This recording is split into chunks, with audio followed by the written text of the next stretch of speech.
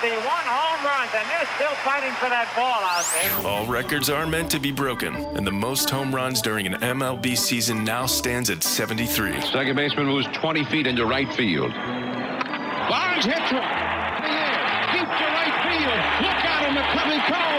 Bonds has number 73. Thanks to Barry Bonds' superhuman batting for the San Francisco Giants in 2001.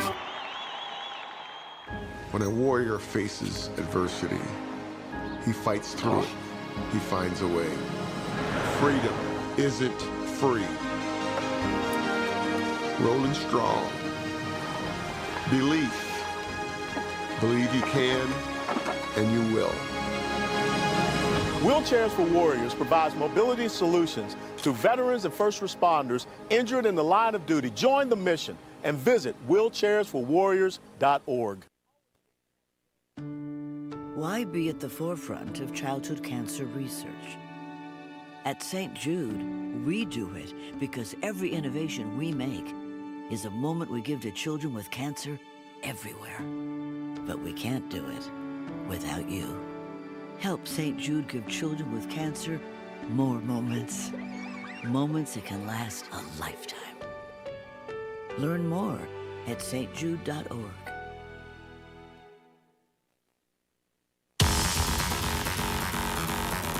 Patti, Guam. Good morning, guys. Welcome to Mornings with Patti on the Wave 105 FM. It's a good 41 minutes after 6 o'clock. It is a Tuesday, streaming live and online at thewave105.com. Like, subscribe, and do follow our YouTube channel. That's Wave 105.1 FM Guam. We are cruising around the northern end of the island as we got some northbound traffic coming in and out of Anderson Air Force Base. That's going to be along Route 1, as well as our friends getting around Jigo Payless. East Sangsong Road is looking really nice, as well as Route 3. Some delay around Camp Blas this morning. However, that should not stop you getting around that Micronesia Mall. It looks like traffic is light along Route 16, as well as our friends in Harmon getting around Upper Tumon or Lower Tumon will be done with ease this morning. ITC intersection has some slow-moving traffic, as well as Saganya, but it looks like traffic is still light on the streets of Guam. Not too much to be too concerned about. Let's just watch our speed limit this morning. Keep your eyes on the roads. Make sure you're not texting and driving, and we should all be able to have ourselves a safe Tuesday morning. This is your traffic report, and we are moving forward with our friends at Guam Auto Spot. And we're live here outside the Perez family home, just waiting for the... And there they go, almost on time this morning. Mom is coming out the front door strong with a double-arm kid carry. Looks like Dad has the bags. Daughter is bringing up the rear. Oh, but the diaper bag wasn't closed. Diapers and toys are everywhere.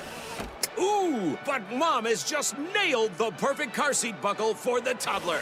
And now the eldest daughter, who looks to be about 9 or 10, has secured herself in the booster seat. Dad zips the bag closed, and they're off. But looks like Mom doesn't realize her coffee cup is still on the roof of the car. And there it goes. Oh, that's a shame. That mug was a fam favorite. Don't sweat the small stuff. Just nail the big stuff. Like making sure your kids are buckled correctly in the right seat for their age and size. Learn more at nhtsa.gov/the right seat. Visit nhtsa.gov/the right seat. Brought to you by NHTSA and the Ad Council. As parents, we have a million things running through our minds. Playdates, checkups, groceries, laundry, diapers, work, carpool schedules, picture day, swim team, did we mention diapers, birthday parties, meal prep, lost permission slips, dentist appointments, and the dog that still needs to be walked. So it's easy to make a mistake. Oh, I forgot birthday candles. Sit tight, hon, I'll be right back. We say we'd never put our kids in danger by leaving them in the car alone. Oh, wait, since when are candles not on the baking aisle? But never happens. And temperatures as low as 60 degrees can be deadly for children left behind. So always bring them with you, and every time you park the car, stop, look, lock. Brought to you by NHTSA and the Ad Council. It all connects. The girl who walks for hours to bring home the family's water, the school she can't attend most days, the breakfast she didn't have, the rain that hasn't fallen in months, the danger around the next bend. her little brother's belly laugh, her mother's hug, her dreams of being a teacher, an engineer, the mayor. All the reasons life is both so hard and so beautiful. It all connects. But so do we, for children's sakes. At Child Fund, we connect through everything we do, together, so every child can grow up healthy, educated, and safe. Because we need each other. Learn more at childfund.org. We are all for first-time guests and longtime friends. All for First Light and Starlight. For road trips and trail runs. All for mountaintops and monuments. River bends and battlefields. We're all for showing up and giving back. To protect, to preserve, to pass it on. All parks depend on us, and we're all for parks. Join us at nationalparks.org/allforparks. Where the coffee is strong, the opinions are stronger, and the vibe is always local. Wave 105, Glimpses Media.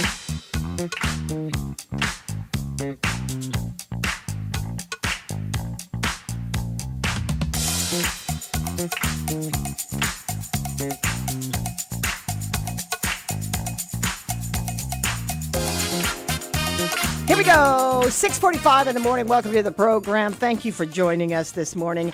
Thank you for bearing us with our little bit before that. Kind of, it's like pregame for me and Dice. It's kind of like taking shots before the actual party. It kind of keeps us in a good mood. So I appreciate you sticking with us as we were just sort of freewheeling, just our thoughts random. 6:46 in the morning, but we got biz to get to, and that's election stuff. Guam Election Commission's executive director is Maria Pangilinan, and she joins us on the line. Good morning. Half a day, Patti Arroyo. Half a day, Maria Pangilinan. So in case you hadn't been listening to the radio or early in the news in the morning, I'm pretty sure you have, keeping up on all the election stuff, the Supreme Court has ruled against Donald Trump where it comes to mail-in ballots, that with more than half of the states performing these elections through mail-in ballots. They said that you can't stop mail-in ballots for coming if they are post-dated the day of the election, which is a common practice for Guam. And and of course all the research and data shows that there's never been any evidence to show that it's been fraudulently abused, this right to vote on after the fact, or to be the ballot ballots to be counted after the election. And the same holds true for Guam. Would that be a good assessment, a true assessment? Yes, that's correct.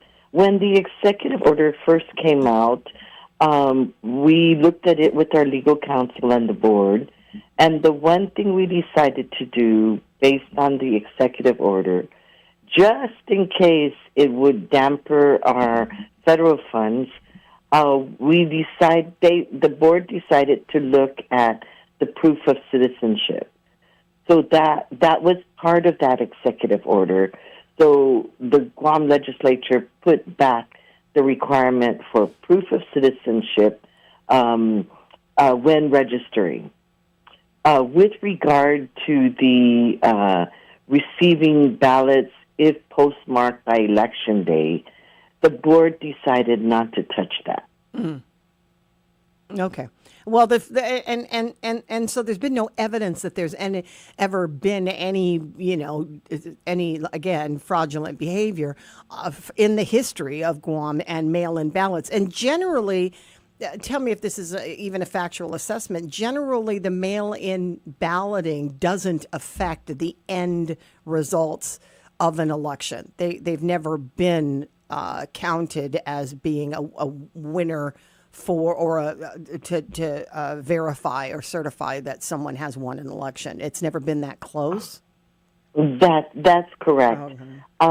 So we wait for mail-in ballots up to 10 days after the election. Mm-hmm. So for this year, it would be like August 10th. Mm-hmm. And so what happens is on the 11th or between the 10th and 15th day, probably the 11th or 12th day, we will be counting the off-island ballots that came in after Election Day. We will be counting the provisional ballots that were cured. Which, in other words, if someone voted a provisional ballot, let's say, for example, because he or she didn't have an ID card, right, a photo ID, then those provisional ballots will be counted the same time as the off-island ballots that were received after Election Day. Right. Also, we will be counting ballots that were off-island ballots that were requested to be sent as electronic ballots. Those, if they come in even before Election Day, we keep those because those e-ballots, electronic ballots, would have to be duplicated by the commissioners. You mean they'd have to be downloaded and actually put in some sort of form for them to inspect? Oh no, the e-ballots have to be mailed back. Have to be physically mailed back. Oh, they can. I'm sorry. Okay, you can't electronically send your ballot in. You can receive the ballot, but then they have to be printed out, filled out, and then secured for mailing. Is that right? Correct. I see. Oh, so it's not a reply. You can't simply reply. Okay, that makes sense. The safeguard is there, and those ballots must also be mailed. No matter how you get the ballot, it has to be mailed before or on the day of the election. Is that right? That's correct. Yeah. Okay. And we started sending out off-island ballots on June 17th. 45 days before the election, we're required to send out all the ballots that have been requested up to that day. Let me back up to the. I know that this is a very specific question and maybe even stupid, but some people do think about: does it have to be the postmark of the day that they are in, or the postmark of the day of the election in Guam, as time difference goes? Postmark as the day they're in. They're in. Okay. How many off-island ballots did you send on June 17th? Ma'am, I believe it was over 100. Okay, so there's really not a huge demand is compared to other elections, or there generally isn't a huge demand? We, on average, we send out 350 ballots. Okay. So you're not sending out any more? Yes, we continue. Oh, you continue to send. Okay. I thought it was. We continue to send out. No, we continue to send out. Okay, but it has. You're meeting the deadline of 45 days prior, but even still, what's the cutoff point to mail in a ballot where you know that it'll be filled out and returned within a reasonable time? 3 days before. Oh, dang. Y'all just 3 days before the election, because we can send it via email, and they can vote on it and be able to. Oh, okay, but not the actual. But you're actually Correct. doing mail ballots. How soon before the election that you think it's reasonable time for the mail to actually appear at somebody's door? You know, it's think iffy. by the time like 2 weeks, 3 weeks rolls around, they're requesting for e-ballots. Mm-hmm. I think. Oh, okay. Yeah. By that time, they're not saying mail me the piece of paper. Correct. Okay. Yeah. All right. Well, right now, we're still mailing the piece of paper. You know, it's so interesting because, like in bigger cities and in these states, I only know personally from California, Nevada, people don't go to the polls. I mean, they just have them brought to their house, and I was watching that happen. I was watching somebody fill out their ballot, and I'm like, this is how y'all vote. You don't go. There's no party in the front at the high school, and there's no barbecue. No, there's not. There's no barbecue wafting at 7 a.m. What kind of fun is this? They're like, yeah. They look at me in awe when I explain Election Day to the people over there at the different election jurisdictions. Really, that happens? I said yes. Oh, it's 7 the Guam o'clock way. in the morning. You the want to goes. vote. You will vote on Guam. You want to vote on Guam. It is a party. I was thinking, I would love to do. I'm too lazy though. Road trip. Is it a Saturday? Is it a Saturday? Yes, it is. It's a Saturday. Guys, we could do a road trip to all of the precincts. All the precincts. And check out the cuisine. Not ashamed. Not ashamed at all. I mean, that's like for a lot of people, going to the polls is a happy thing. It's not like, unlike, God forbid that this happens, but it does definitely happen, that people have to trudge long journeys to get to the polling sites. And then they have to stand in the cold in long lines where they don't offer coffee or chairs, or there's not the convenience or comfort for the voters, that they're there for hours standing there trying to vote. We saunter up whenever we don't get, whenever we vote. And if you don't vote at the precinct, the parties will see that you haven't voted and call you up on your phone and go, we see that you haven't come to vote yet. Are you coming? I mean, it's nuts how that happens here. Well, so mail-in ballots, the question that you didn't touch it, but it would, even if the Supreme Court ruling had gone the other way, then the commissioners would have to sit down and revamp it, wouldn't they? Yes, they would. Okay. Well, it's a good thing you guys didn't do anything about it yet. Right. Mm-hmm. Yeah, it's a good thing you left it alone. Yeah. And we see the ballots coming in after Election Day because we work very closely with our postmaster. And she's assured us that they've been doing everything they can, and we know that the post office has been doing everything they can to prioritize the ballots going out and prioritize the ballots coming in. Okay.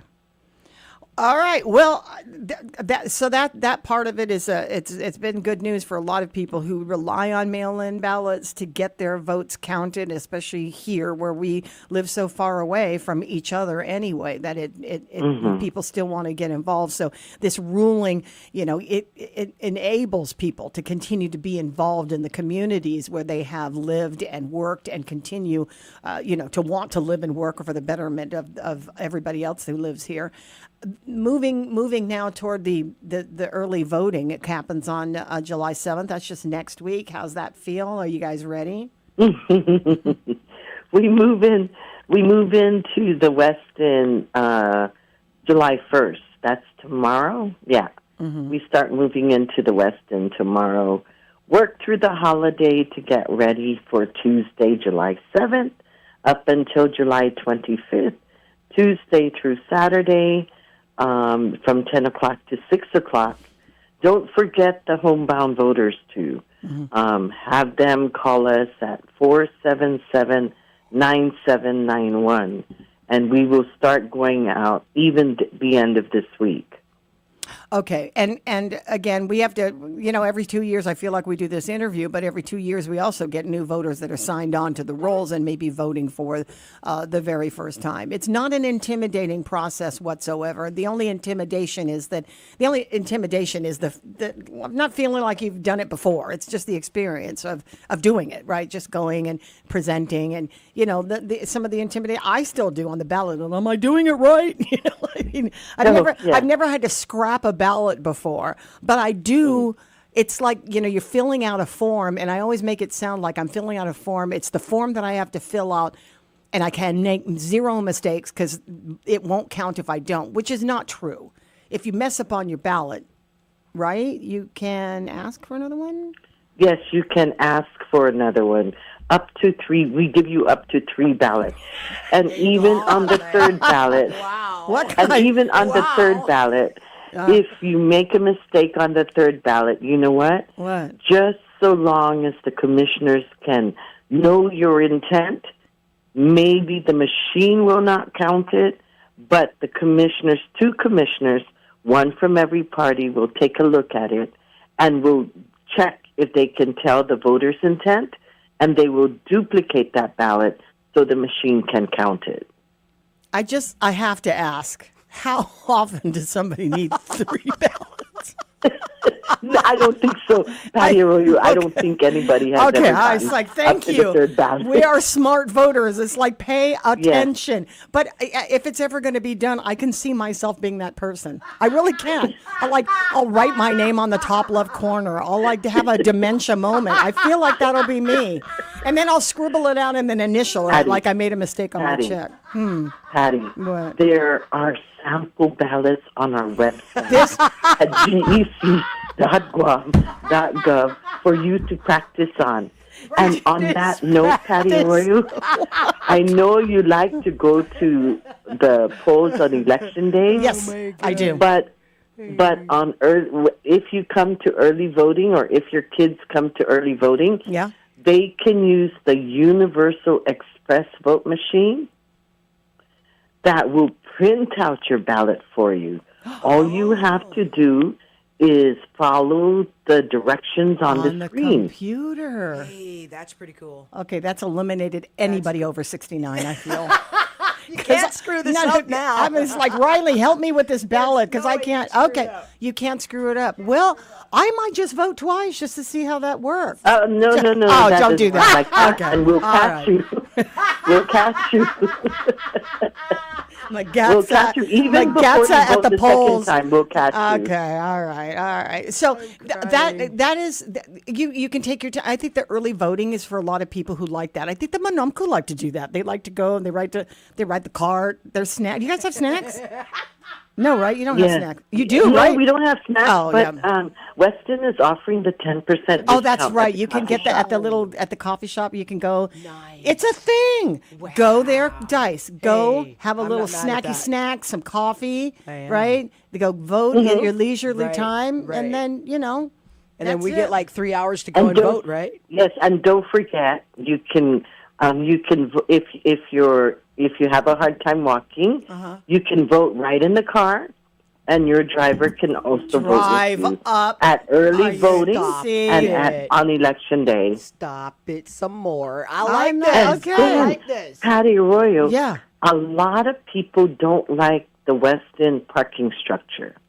No, but they. So what the Guam election does is we have golf carts that will pick you up from your car. Oh my God! To bring you all the way up to the mezzanine level. So that may be worth your while to ride the golf cart and vote. That's on what I'm the machine. saying. It's a day. It's a day out with Nanantata. They park over across, park a mile away or whatever. You park across the street or down the street, right? And then the car comes to get you. They deliver you. You go and have your sweets and your coffee. You go and leisurely take your time on the computer. And then they'll take you back to your car. Done and done. Then you go to King's and you eat mango beans and ham hocks. That's the day. That's the day for me. I think downstairs at the Westin now, they have live entertainment. I don't know what days, but you can even do that. Baila. My gosh, this is a party. You're not missing out. This okay. sounds like a lot of fun. Y'all at GEC, y'all just partiers. That's what you are. You know what? The United States Elections Commission, or whatever they call it, Federal Elections Commission, they need to take a page out of the Guam book, not make it so scary, right, or intimidating. This is they've honored Guam by awarding us 3 clearinghouse awards in a row for 3 election cycles. Wow. Guam has submitted to the U.S. Election Assistance Commission. Wow. So we got awarded for our college poll worker program twice. Oh, nice. And most recently, we sent in our narrative about our homebound voting services. Yep. And we won. You guys rock the Dr. elections. You I do. love it. Maria, I you love it. are such a force on Guam for making these elections simple, convenient, and most of all, unintimidating. Like, it's a friendly atmosphere. And we certainly appreciate. I love to go. We have a thing. It's a family tradition. We go every morning. Not every morning. We go at around 10 o'clock in the morning. We take our time. That's when the big crowds are gone, right? Take our time at 10 o'clock, and then I wait for my sticker. I'm like, I go to the dentist. I'm getting the sticker. And I get my I voted sticker, and we all go to lunch, and we talk about, our choices. And oh my goodness, Patty, you have choices for your I voted sticker too. oh, the artwork is different on what do you mean? There's more than one? Yes, there's 3. One from the elementary school division, one from the middle school division, and one from the high school and division. you can tell them which one you want? I think so. Oh my That's pretty cool. gosh. That's pretty I cool. love that. That is okay. really cool. Well, you guys make voting fun. No one pretty in the country can say that. I believe no one in the country can say that Guam makes voting fun, and you certainly do. And that's period. Period. You do that. I love that. Maria Pangilinan, you are just a joy. Thank you so much for your hard work, and we'll, I know, catch up with you on the first day of voting so that we can see what the crowds are looking like. But we'll push people to get where they want to go. Or they should go. Patty Arroyo. Welcome, indeed, Maria Pangilinan. Have a wonderful day, my friend. Esta. It is 5 minutes past the top of the hour, but that was well worth it. Yes, ma'am. It for certainly sure. was. For sure. It's time for us to take that break for your AP News traffic and weather ahead here on Mornings with Patty. We are KGUM FM and Daddy Do Guam. AP News, I'm Ed Donahue. As its term winds down, the Supreme Court handed President Trump a big win with a few losses. The AP Sagar Magani has the story. The High Court has dramatically expanded presidential power, upholding the president's firings of independent federal agency board members. But there was a big exception. In a separate case, it blocked his bid to remove Federal Reserve Governor Lisa Cook. The justices also rejected a Trump-led challenge by ruling states can count late-arriving mail ballots. The court earlier said it will not take up the president's push to throw out a $5 million verdict against him in the E. Jean Carroll sexual assault case. Sagar Magani, Washington. The Supreme Court is rejecting a push by President Trump to throw out a jury's $5 million finding he sexually abused writer E. Jean Carroll at a New York City department store in the mid-'90s and later defamed her. A JetBlue pilot reported hitting a drone as he approached JFK International Airport. The plane landed safely in New York. No damage was reported. The FAA is investigating. The U.S. and Iran have separately announced they're sending delegations to Qatar this week, though Tehran insists it has not agreed to meet with the U.S. at any level. A judge in New York is delaying Luigi Mangioni's federal trial in the killing of United Healthcare CEO Brian Thompson. It will now begin in January instead of this fall. Mangioni is also facing a state murder trial in New York. Diocesan officials in South Texas say a nun walking to church dressed in her habit was detained by ICE officers and later released after members of Congress intervened. A heat wave is gripping the Midwest and is shifting eastward, causing summer camps and outdoor activities to be canceled or delayed. Cooling centers are open. On Wall Street, stocks are sharply higher in late-day trading. This is AP News. Pop royalty attended the funeral for music executive Clive Davis. Kenny G played a mournful sax solo. Bruce Springsteen said Davis was not the most humble person in the music business. Clive was big and bombastic and brave and full of ideas and just believed. Davis died at his Manhattan apartment at the age of 94. Dionne Warwick told the story about how Davis urged her to work with Barry Manilow in the 70s. She initially resisted. Clive Davis gave Alicia Keys her start. You never asked me to shrink. You always asked me to expand. You gave me my first real stage. Not just a spotlight, but a stage. Jennifer Hudson started crying when singing I Will Always Love You, a hit for Whitney Houston. I'm Ed Donahue, AP News. Got friends who still haven't switched to GTA? Now's the time to give them a nudge, because you can get up to $150 just for sending them our way. Refer a friend who signs up for a single service like wireless or internet, and you'll score $100. And if they go for a choice bundle, that's a cool $150 in your pocket. It's simple, it's sweet, and it pays to share. Visit GTA.net to start referring today. GTA, we start with you. Terms and conditions apply. Visit GTA.net for more information. You're listening to Mornings with Patti, where the conversation belongs to everyone.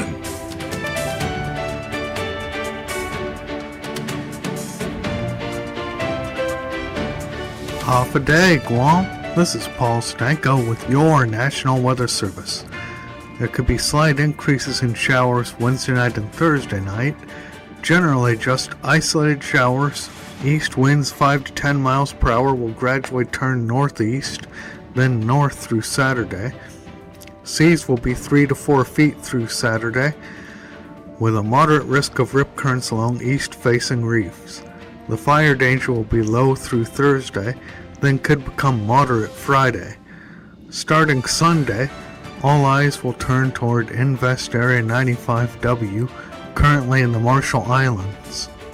The latest weather information is always available on www.weather.gov/GUM. All summer long, Chili's Party Platters make celebrating easy and delicious. Perfect for grad parties, family gatherings, or anytime you're feeding a crowd. Available for pickup or for delivery. Only at Chili's. Great value and memories happen here. Yes, indeed, Guam. Big shout out going out to our friends at Chili's Grill and Bar. It's a good 10 minutes right now after 7 o'clock in the morning. You are tuned in to Mornings with Patti right here on the Wave 105 FM. Indeed, Guam. We are streaming online at thewave105.com. Like, subscribe, and do follow our YouTube channel. That's Wave 105.1 FM Guam. We're going to cruise the streets of Guam right now. We have your traffic report, which is all being brought to you by Guam Auto Spot. And you could schedule a test drive. Just give us a call at 478-AUTO or check out our inventory on our website if you go to GuamAutospot.com. We're looking at Route 2 this morning up and around Humata, getting around areas like Santa Rita this morning, Hoggett, Patti. We got a little north and southbound traffic flowing in and out of the Naval Base, so just prepare yourselves for that. Anigua traffic is also light up and around the Naval Hospital, West O'Brien Drive, as well as Hagåtña, Sinahanya, and hopping on to Route 10 in Manilao this morning. Route 16, we do have a little delay this morning. That's going to be around Wendy's in Barragata, as well as our friends around that Crown Bakery 76 Circle K intersection. We got ourselves some southbound traffic. Bongbong Totu Mighty Route 8 this morning. Traffic is light, moving nicely along Tamuning this morning.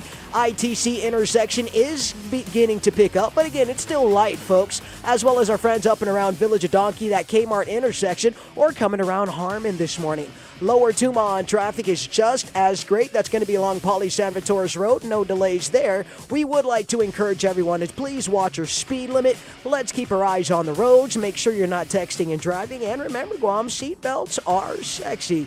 We are moving forward with your friends at Guam Auto Spot. It's your traffic report right here on the Wave 105 FM.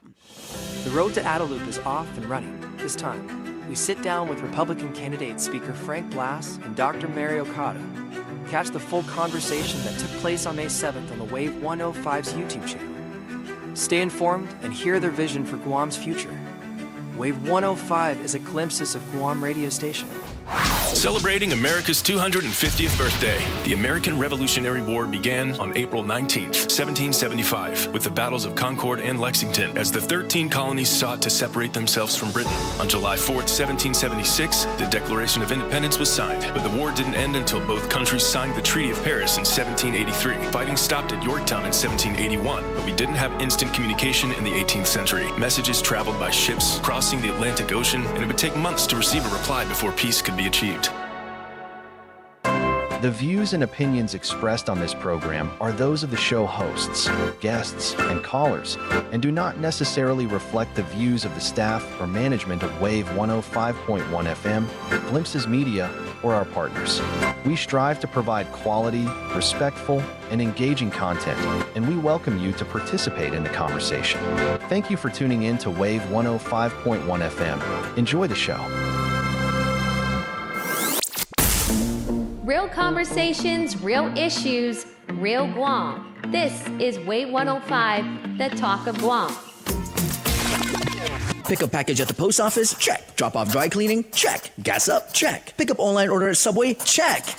You value your time and efficiency. So when you order at SubwayPacific.com, Subway makes sure your sub, salad, or wrap is ready for you. With just a few taps on your phone on SubwayPacific.com, your food will be ready to pick up at your convenience or delivered via Good to Go. Either way, when you order online at SubwayPacific.com, you can do your thing while Subway gets your meal fresh and ready for you. At Subway, you gotta refresh to be fresh. Hungry and need gas? Mobile's got you covered. Now through July 31st, Mobile Smiles app members can enjoy a free 6-inch Subway sandwich with every minimum fill-up of $30 gas at any Guam mobile station. Available exclusively on the mobile app. It's an easy summer win. Fuel up, open the app, and enjoy the rewards. Not a member yet? Pick up a Mobile Smiles card at any mobile location and register today. Mobile and Subway, a great deal for the summer. See store for details. Let's play a game. The rewards are high if played right. In the game, you can receive an education, choose a career, buy property, get married, and so much more. Success in the game doesn't rely on luck, chance, or even strategy. To win, you must know the rules. The Constitution is the rulebook for our game. It tells the players, you, me, the government, what's fair, what's foul, and who makes the calls. Learn the Constitution. Use it, defend it, and win, because if you don't know the rules, you can't win the game. Freedom. It's an American thing. From AmericanThing.org. When a warrior faces adversity, he fights through it. He finds a way. Freedom isn't free. Rolling strong.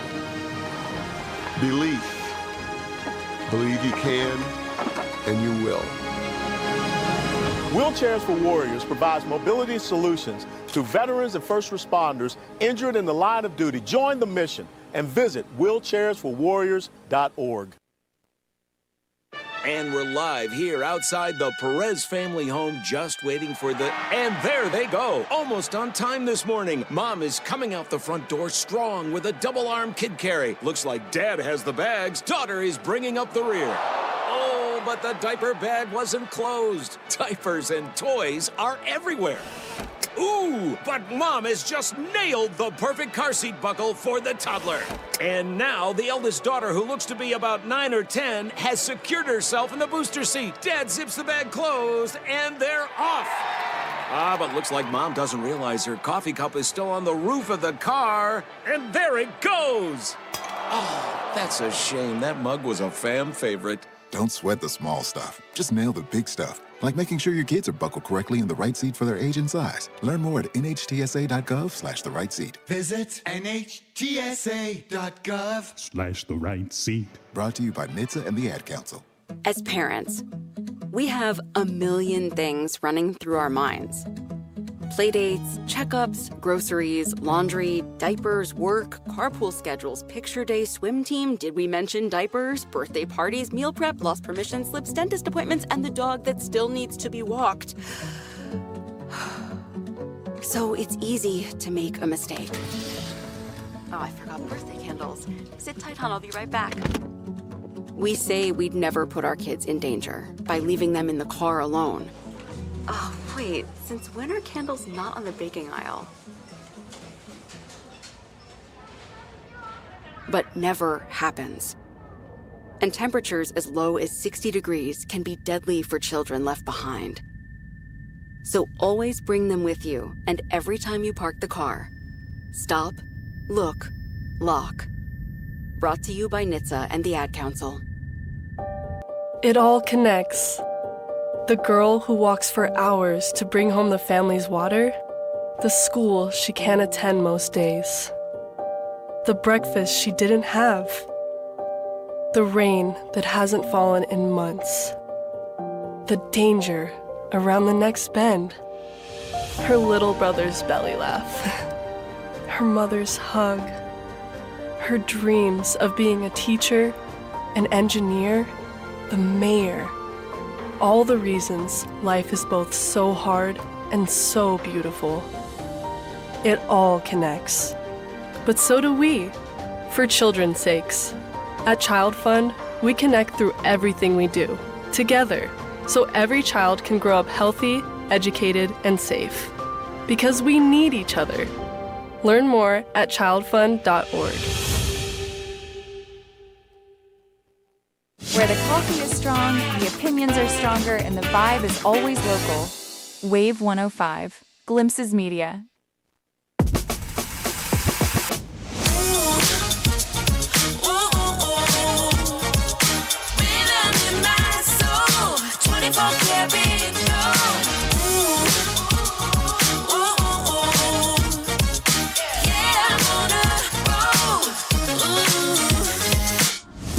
.1 The Wave is the talk of Guam. Start your morning with confidence right here on Mornings with Patti. Who's that? Oh wait, that's me. Reflection so on fleek. I'm it, that's all I need. Da-da-da-da-da-da-da. Top check, I'm good, I'm golden. I got that groove unfolding. Hot beat so smooth, I'm rolling. Da-da-da-da-da-da-da. I got no stress. Sunshine in my pocket. Good mood's what I'm rocking. I'm feeling like ooh, ooh, ooh, ooh. Rhythm in my soul. 24 karat gold. Ooh, ooh, ooh, ooh. Yeah, I'm on a roll. Ooh. Step aside, make room for the queen. Yeah, I'm so fresh, so clean. Watch out, I take the scene. Da-da-da-da-da-da-da. Spotlight, yeah, that's my cue. Me again like deja vu. Too bright, can't miss the view. Da-da-da-da-da-da-da. I got that glow. Ain't no shake can stop me. Good luck trying to top me. I'm feeling like ooh, ooh, ooh, ooh. Rhythm in my soul. 24 karat 24 karat gold. gold. All right, I'm here for it. 24 karat gold. Karat plated. gold. Gold plated. Gold plated. We're doing the red gold now. It's 2026. You got to go red gold, Patti. What on earth is red gold? It's gold, but it's red gold. It's red gold. I get that part, but what is that? Is that a real? I don't know. It looks like it's copper to me. I don't like it. That's what it sounds like. It looks kind of I'm copper. doing an interview on Patti's show. Yes, you are. Yes, you are. You're indeed doing an interview on Tyrone's like, stop with your minor silly talking and let's get on with it. Tyrone Titano, he's running the show at GRTA. Hey, Ty, how are you? Good morning. I guess you caught me in a moment of live radio where I was telling people to please leave me alone because Patti Royal needs to command my attention this morning. Well, I appreciate it because I have not, and you have not, commanded my attention in years. So it's really great to see you in the game, my brother. It's good to know that you're over there taking the GRT by the horns. I mean, well, thank you very much. You know, I was just lamenting when they were doging their way through the federal government at the beginning of the term. And I was so upset about these federal workers having been laid off and all of these things were happening and that they were taking funding away from everything. And I thought, you know, at times like this, we need to prop up our local services so that people still can have a life. If there's no gas to be put in the car because I don't have money, reliance on public transportation is just as crucial to getting through the day as anything. And you were stranded as a teenager once or twice in your life, and that's a horrible feeling of not having independence. So, well, it is becoming of more of increasing importance as we deal with increasing traffic problems. But now it's an affordability issue, particularly with rising gas prices. And at the best literature I've written here, that even if the Strait of Hormuz is open tomorrow, gas prices aren't coming down any earlier than 2032, and so I think that the role of public transit in the community is its importance is actually increased in recent years. Well, I like that the hub is in Dedido. I'm wondering what was the thought process to making sure that that's the terminal. Well, this is funded by a $9.5 million federal grant, which funds not only the construction of the Dedido Park and Ride facility, but also the vehicles for a route that's been designated the Road to Education. Basically, the concept is it connects residents in northern Guam on sort of an express bus route to educational facilities in Manila, particularly UOG, GCC, and GW.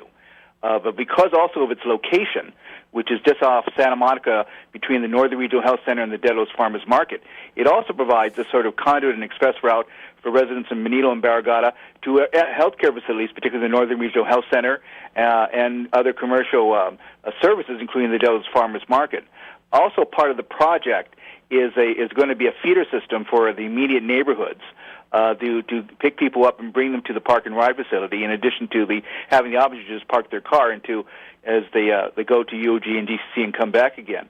This will in turn connect them with other things in Dedham, particularly the Northern Regional Medical Health Center, but also GRMC.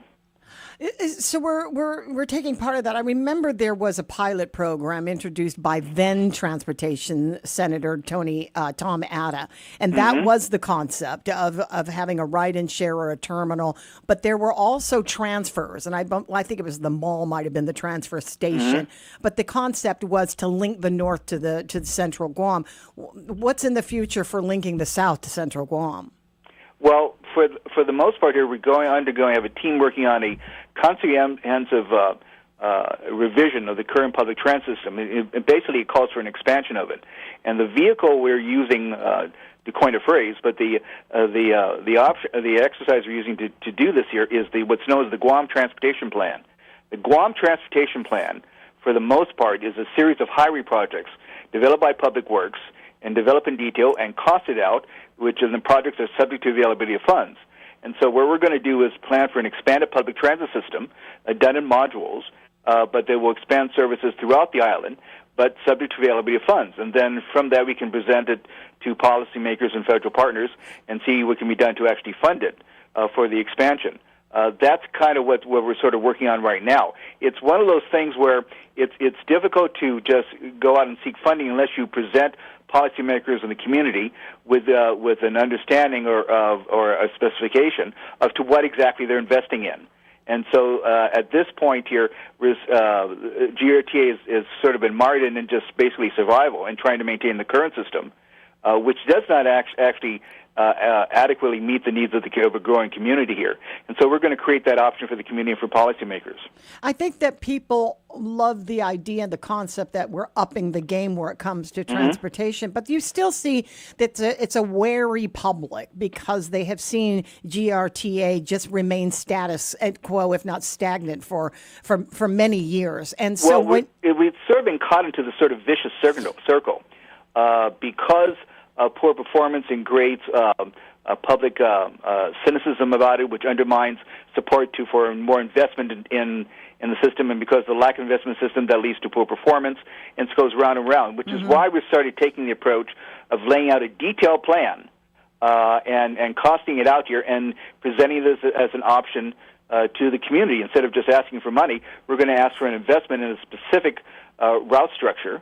And again, it'll be in consumable amounts in various phases, and then take that to the community and seek their support from them, from federal partners, to invest into the process, into the system.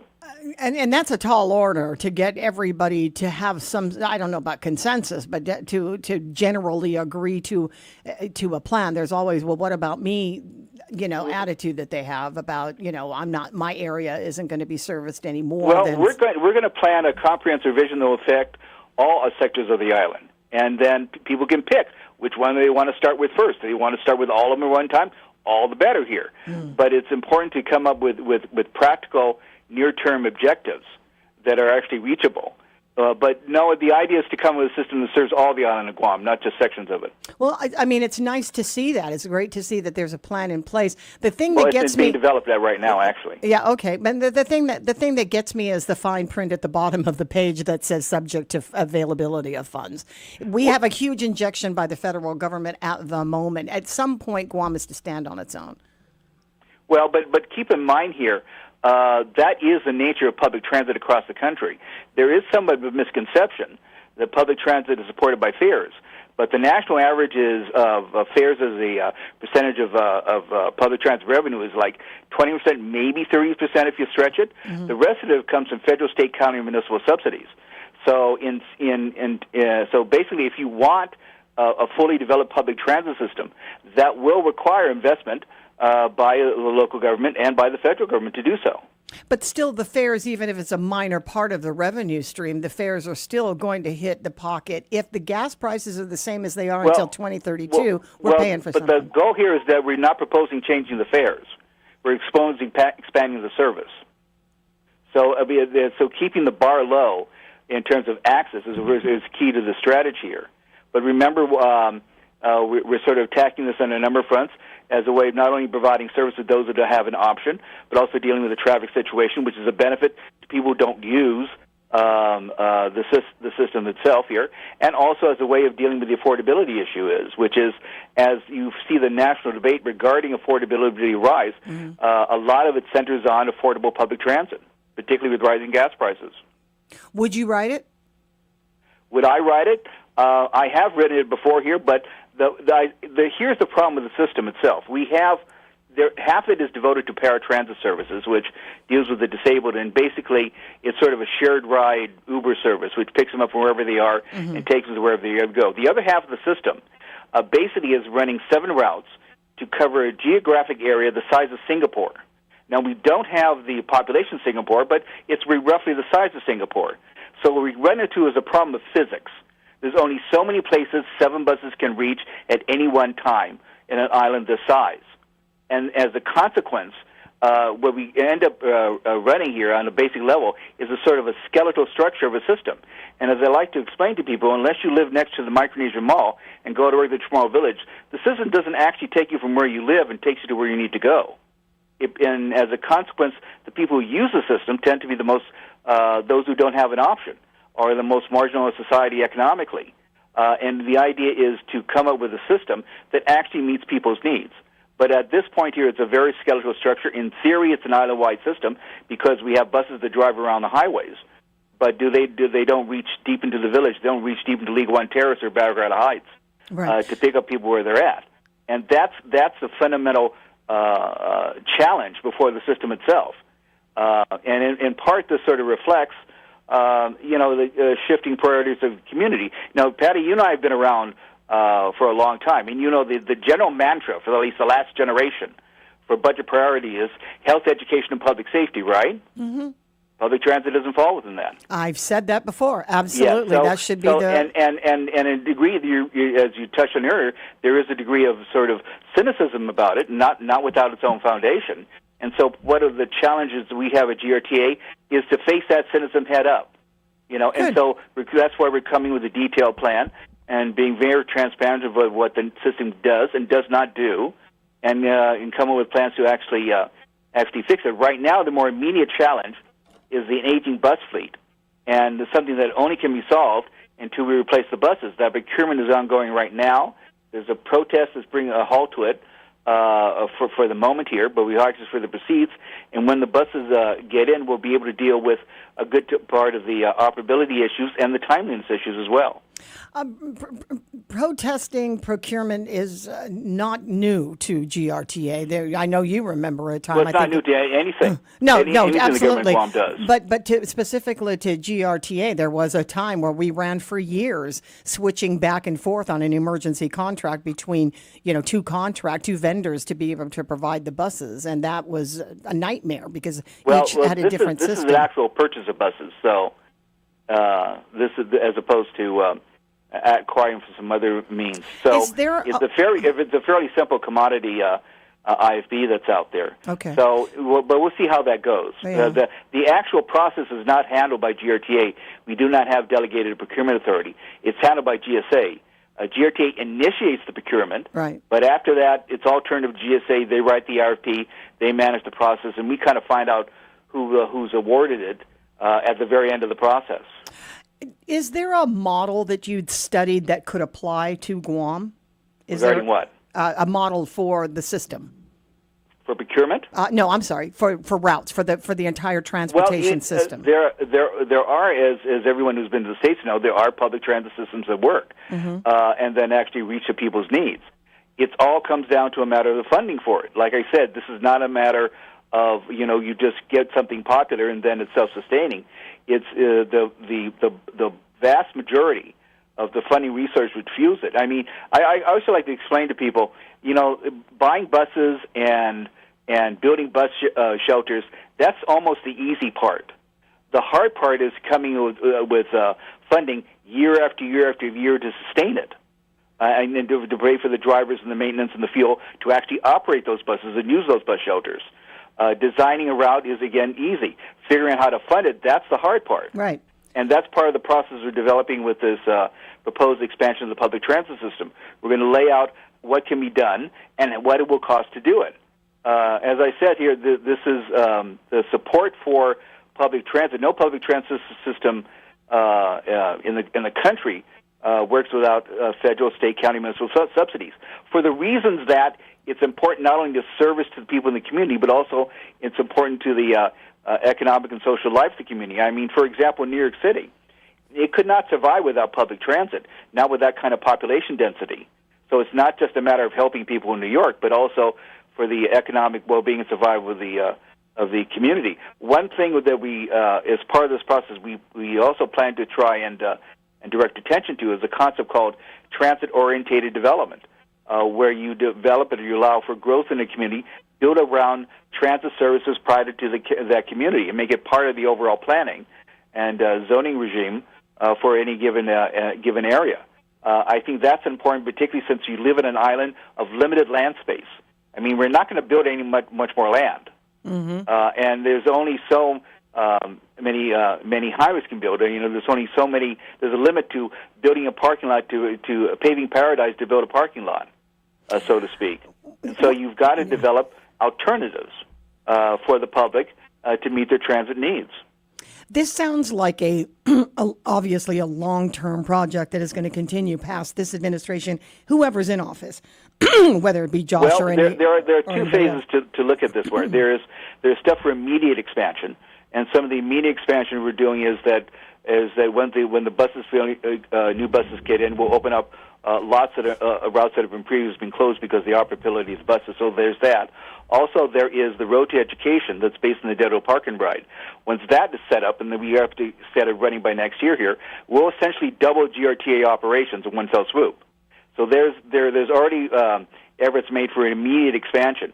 And then when in the broader sense, or to meet the broader needs of the community here, that's where we're focusing on long-term expansion and developing a plan for the expansion of the public transit system that will detail our routes. And by the way, we're going to bring the public into this discussion. Right now, I've been meeting with all the island mayors to get their input here, and at some point, we're going to put out a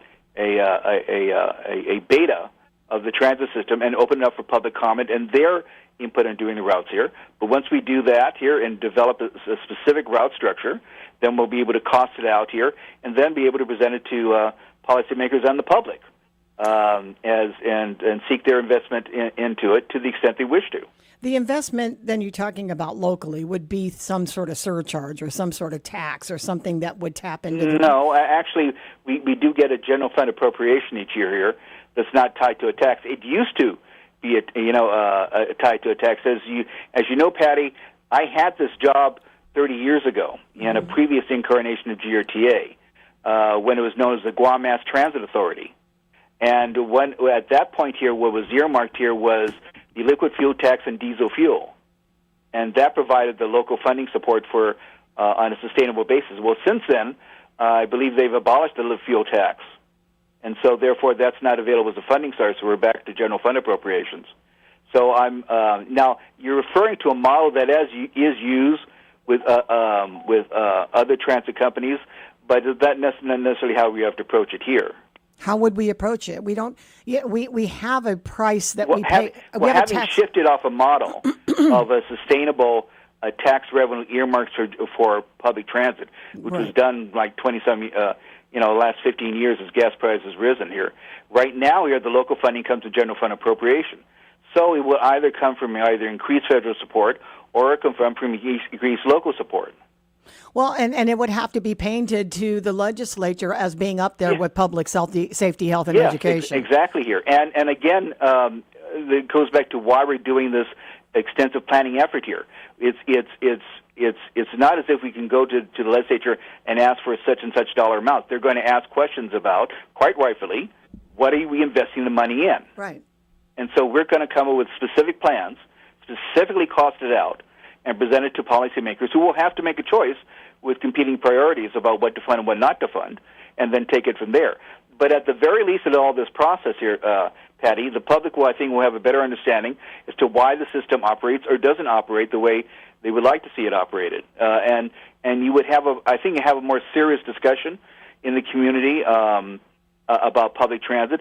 I'm sort of one half encouraged by some of the opinions that have been proffered in op-ed pieces in the newspaper. I mean, because it shows an interest in public transit, but some of that discussion gets kind of fanciful and doesn't really get to the heart of the issue. Like in what way? Well, monorails. Oh, okay, like a rail system. Okay. No, Yeah. not light rail. I'm talking about monorails. I mean, because they've seen in the States that they can easily apply it here. Sure. Well, that's usually applied for things like from downtown inner city Chicago to the airport, for things of large population density here. Also, in the literature I've written here, the cost for a monorail system is anywhere from $50 million to $150 million a mile. So if you were to do a monorail from, say, Anderson Gate to Umatic, that's like 10 miles, and then back again, the other side of the island, that's another 10 miles. That's like $1 billion of upfront cost to build it, just to start with. And it's hugely expensive to maintain anyway. And you still need a bus system as to feed people into the monorail. So, it's commendable that people have an interest in the discussion, that they will think outside the box. But the discussion doesn't. I think the discussion needs to get to like hard facts and specifics here, and that, frankly, is GRTA's responsibility, is to present the facts and the options to the public, which we have not done so at this point, but we're going to do it. And in terms of developing a plan, involving the public in the conversation, presenting the cost factors here, and presenting options. Yeah. And realistic options for the near term. Then I think you have a more robust and more serious discussion of public transit beyond beyond just venting frustrations, which I understand entirely. But get a serious discussion and come up with serious solutions. To which legislature are you going to address this plan for funding? Well, first of all, we need to develop the plan. Well, it's like asking which legislature Public Works will address for all the highway projects they have in the Guam Transportation Plan, subject to availability of funds. Mm-hmm. Okay, so we're going to present the options that way, and to the extent they can choose from highway projects in the Guam Transit Plan, they'll be able to choose from transit plans. Okay. I guess the better way of saying it is, it going to be, presented to this particular legislature? But you're not there yet. I don't think we'll be. I don't. You're not there. Well, yet. First of all, in order to come up with a plan here, we have to engage in a dialogue. We're starting already on visiting all 19 mayors and briefing them this and soliciting their input, and some of them provide a very valuable input. Mm-hmm. And then we're going to present it on the public, and then get their opinions of it here. This will be a process that will last several months, as opposed to a magic wish list, so to speak. I mean, we have to work out the route structure. Then we have to figure out the timetables for them. Then we have to figure out what buses will need to service it. From that, we need to figure out operating expenses for personnel and fuel and maintenance, and to do this, and then do it in modules, so there are reasonable options as opposed to one fell swoop. And that would take several months at least to do so. And then when we have that option, develop that option, that there's a consensus of the community here, then we'll provide a formal amendment to the Guam Transportation Plan, and then it will be there for every legislature to consider, not just this one or the next one, but every legislature to consider. And it'll be a matter of sort of public policy. We also plan to try and integrate it with other ongoing planning regimes, including the Guam Sustainability Plan, which is basically a land use plan for the island, and to incorporate transit in that planning process as well. I guess an obvious question here, Ty, is why would this administration do this in the last 6 months of their term?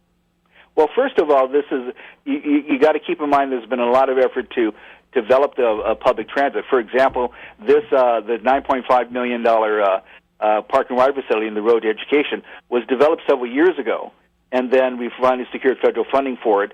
And then there was an issue about the land that was identified. The original spot identified for the park and ride facility was the old Dead Flea Market. But then when we examined the property itself, there were so many utility easements it was unusable. Yeah. And so a lot of the effort in recent time has been going to find a suitable site.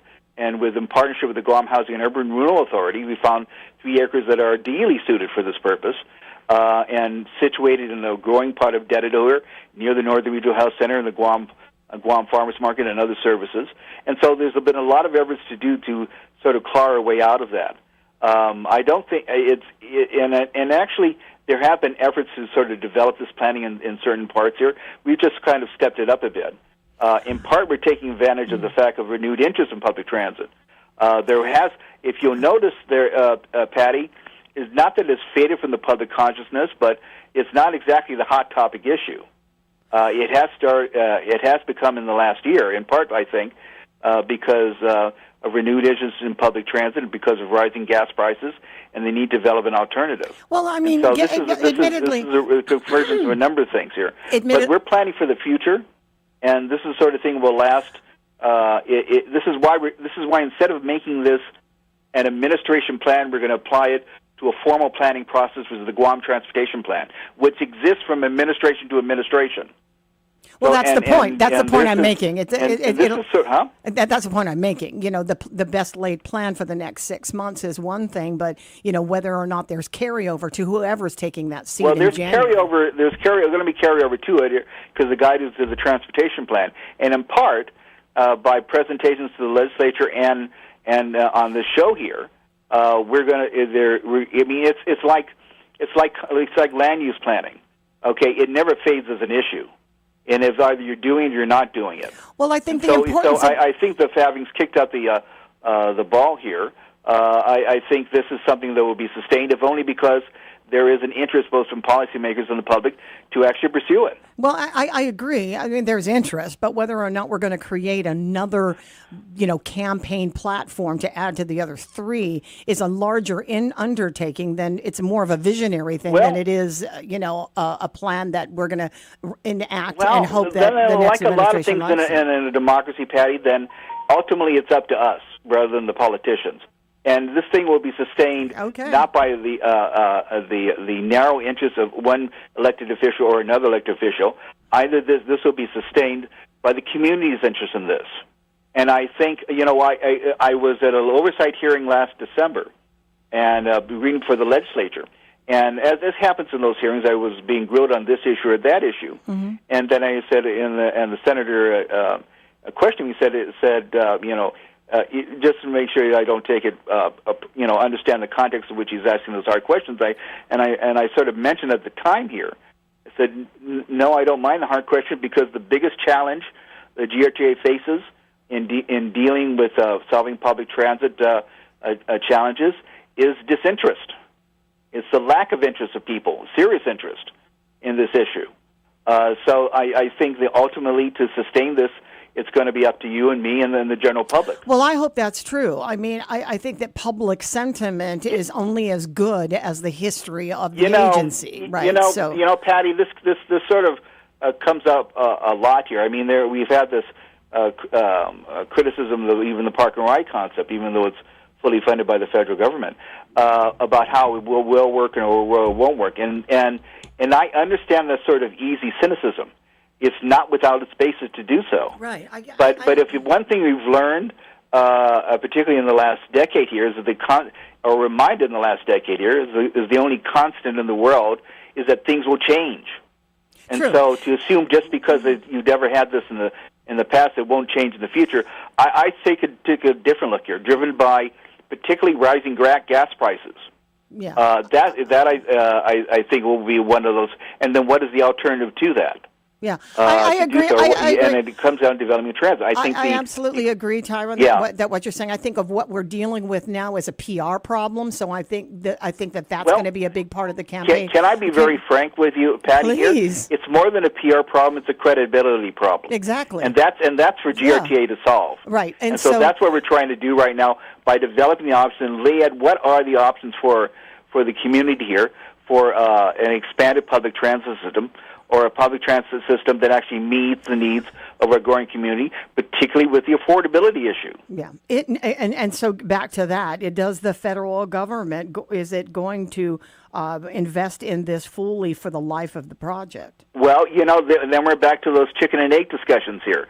To invest in this one here, we have to develop a specific plan and proposal to do so. And we are reviewing a number of avenues of probably seeking federal support for this, particularly given the military buildup. And there have been discussions with both within the administration and the legislature about this. And so, yeah, that's one avenue we're pursuing here. Again, the starting point here is we have to develop the proposals. Okay. All right. And we're doing we have proposals developed here, but we're still working on a comprehensive one, so people can see how it's integrated with the broader vision for an expanded public transit system and that actually gets people from where they live and takes them to where they need to go on a timely basis. Are we doing this just with the GRTA personnel, or are we contracting somebody to come up with a master plan? I think we're doing with the GRTA personnel in part because the system right now is kind of simple enough. It's not that complicated to build on it. It's just it requires a certain detailed degree of work. Also, I'm not a great fan of contracting huge plans to do it here when some of the challenges are kind of obvious for us right now. I think I think it can be done internally, and so we have a committed team of GRTA staff to do so. And as part of the process here, we're hoping to count on the input of the community as this process moves forward for the input as to where they think the routes should be or how this thing should work here. So this is not give you an example of how that dialogue would work here. Some of the limitations you'll run is if there are places in the island that you can't bring the bus into. Yeah. If there's sort of narrow roads into, and so as we communicate that one in the process, we'll see where we can take bus rides to and where we can't. And, of course, there will be issues about how to deal with low population density areas that may not be able to sustain a route just for them. So all these issues sort of arise as we sort of develop the plan, and we plan to bring the public into that discussion, into that dialogue. So they're part of the planning process as well, which, like in land use plans, that's ultimately how you come up with a credible plan particularly for the long-term needs of a community. The only reason I asked, I'm not questioning the skill set of GRTA. I'm merely asking whether or not that existing skill set, which has been in existence for a while, would not have been able to do this, and would we need expertise in transportation to contract for this plan? Again, expertise that this. Given the level the system is now, expansion of it doesn't require, I think, a large degree of expertise. I mean, there are transit systems all over the country and all over the world to take a look how to do it. You just have to apply it directly to this immediate situation. And actually, for that purpose, I think almost people who live here are going to have more expertise in that area than people who don't live here. So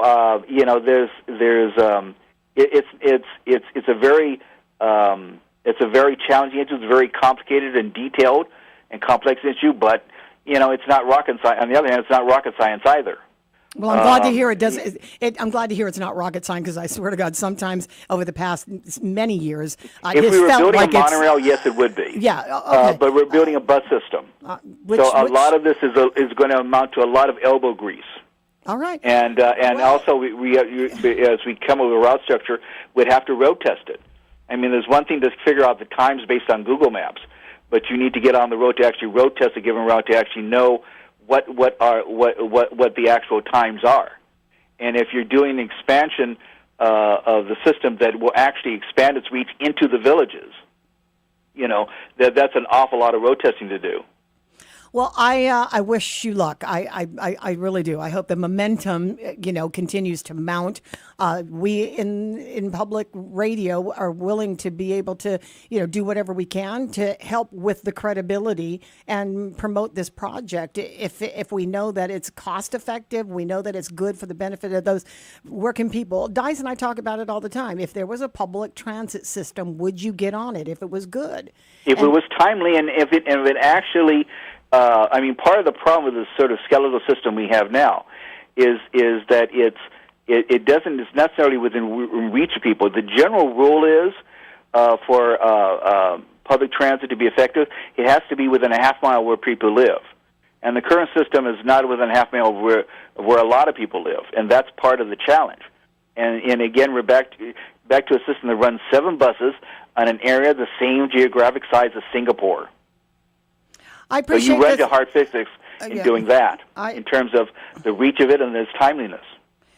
I wonder how long it would take to get how much travel time it would cut down for people to be able to catch a terminal to get into Central Guam.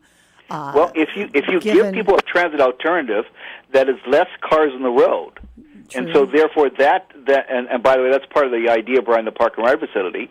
If you have less cars on the road, then the travel times necessarily improve because there are less cars on the road.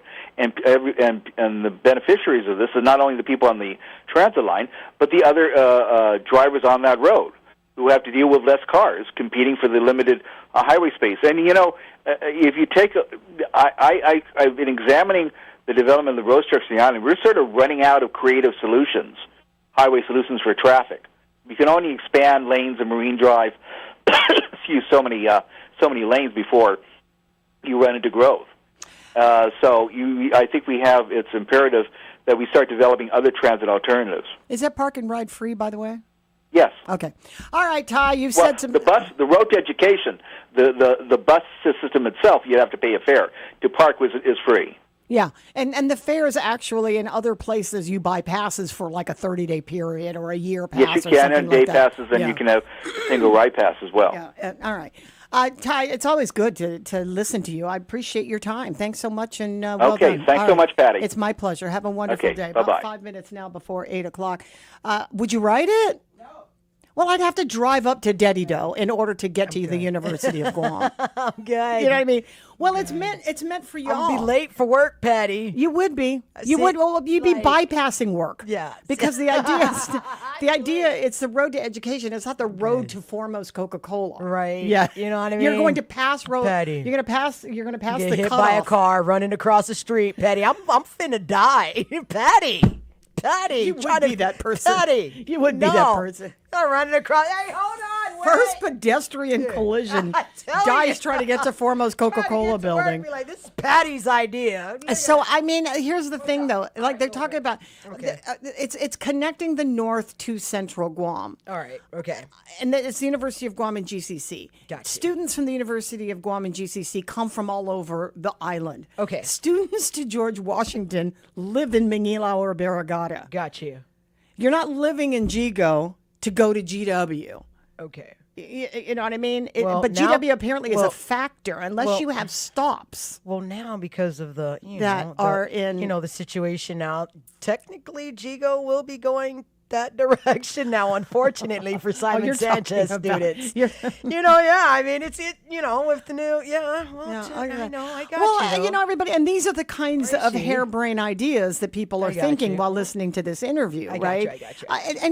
And Tyrone's saying it's not a PR problem, it's a credibility problem. Well, when you have a credibility problem, it's a PR problem. It's definitely that. You have to convince people, first of all, that you can do this. Because and he said it absolutely grounded in fact. Even paratransit workers, it's their own personal Uber, by the way, because you make an appointment for a pickup and they schedule that pickup based on you calling and needing a ride. It's an Uber that is provided by the government. Absolutely. If that is half of the operation of GRTA, right? Then would you consolidate both of these plans where you have disability eligible, disability equipped buses, or would paratransit be its own thing still? Nonetheless, you've got to paint the scenario in real time situations for people. Tyrone Taitano is a data driven guy. Right on. Very smart man. He's about the numbers, Patty. He's about the numbers. He's about the logistics and so the PR stuff is everybody's got a skill set, right? So of course, everybody's got to understand that the way it's going to be presented has to be a real experience of you sitting in a car with 15 kids, well, it's an exaggeration, right. in a pandemonious situation where you're fighting traffic, your aircon's out, your car is barely making it, and you're trying to get to GW, or you're trying to get to Central Guam so that you can go to the any one of the places up there that you need to go to. You've got to build a scenario where it's real life and you know what the difference is going to be. The difference is going to be you riding in an aircon bus with a bunch of kids and a low fare, and you're going to get to where you're going to go to without burning your own gas and using your car by parking in Dedido. And safe. And safe. And safe. safely. Everybody's going to go where they got to go. Yeah, and safely. You know, it's going to have to, it's I hope, this is what I hope for. First of all, I hope for success, because this is the first time in years that we have looked at the GRTA, the way that we've been looking at, apparently that we actually have money that we're talking about coming from the federal government that's being invested. We haven't seen that in a long time. I'm not saying that GRTA's personnel doesn't have the skill set to make it happen, but I think it is a little bit imaginary that you can say that the people who are running the show at GRTA couldn't be better to talk about what it's like to live and work and try to be transported on Guam than the people who work there, because that expertise is experience. We're talking about bus routes, and that's a complicated, maybe complex web of a system that is supposed to appease everybody. And if there had been that sort of, I'm not going to say expertise, because I think they have expertise in transportation. Heck, you have to have a degree to be the head of GRTA. We all found that out through a lawsuit, what that whole scenario looked like. So if the expertise is one thing, experience is another. And if we had that expertise, then were we just waiting for the money? We were just waiting for the $9 million to come out of the feds from their transit system. And he says he's not afraid of questions. Absolutely, because you're going to get some. People who are bus riders are going to get some questions, and people who are in these villages who will not, who live in these places where he's talking about, where narrow roads that even the postal service can't get through, or even the school buses can't get through, and even regular trash haulers can't get through. What more for a public, bus to come through to try to pick up, snatch up folks that live deep into the boonies that have to go out and meet a bus at a bus stop. And then we're talking about bus stops as well. We're talking about these places where the infrastructure for some of this is just not there. So we're stretching an idea and into a plan for all of Guam on a limited amount of money. And so, yeah, you can see where people are being a little bit wary over what's this eventually going to cost me. Not to say that I don't support it, not to say that I don't think it's a great idea. I just think that it's not going to be as easy as it sounds to make happen, but we hope for the best. 8 o'clock in the morning now, KGUM-FM in Dedido, Guam. AP News, I'm Ed Donahue. Election officials in states that allow mail ballots to be counted after Election Day say they're relieved the Supreme Court rejected an effort to outlaw the practice. It comes as President Trump pushes for changes in the voting system, the SAVE Act.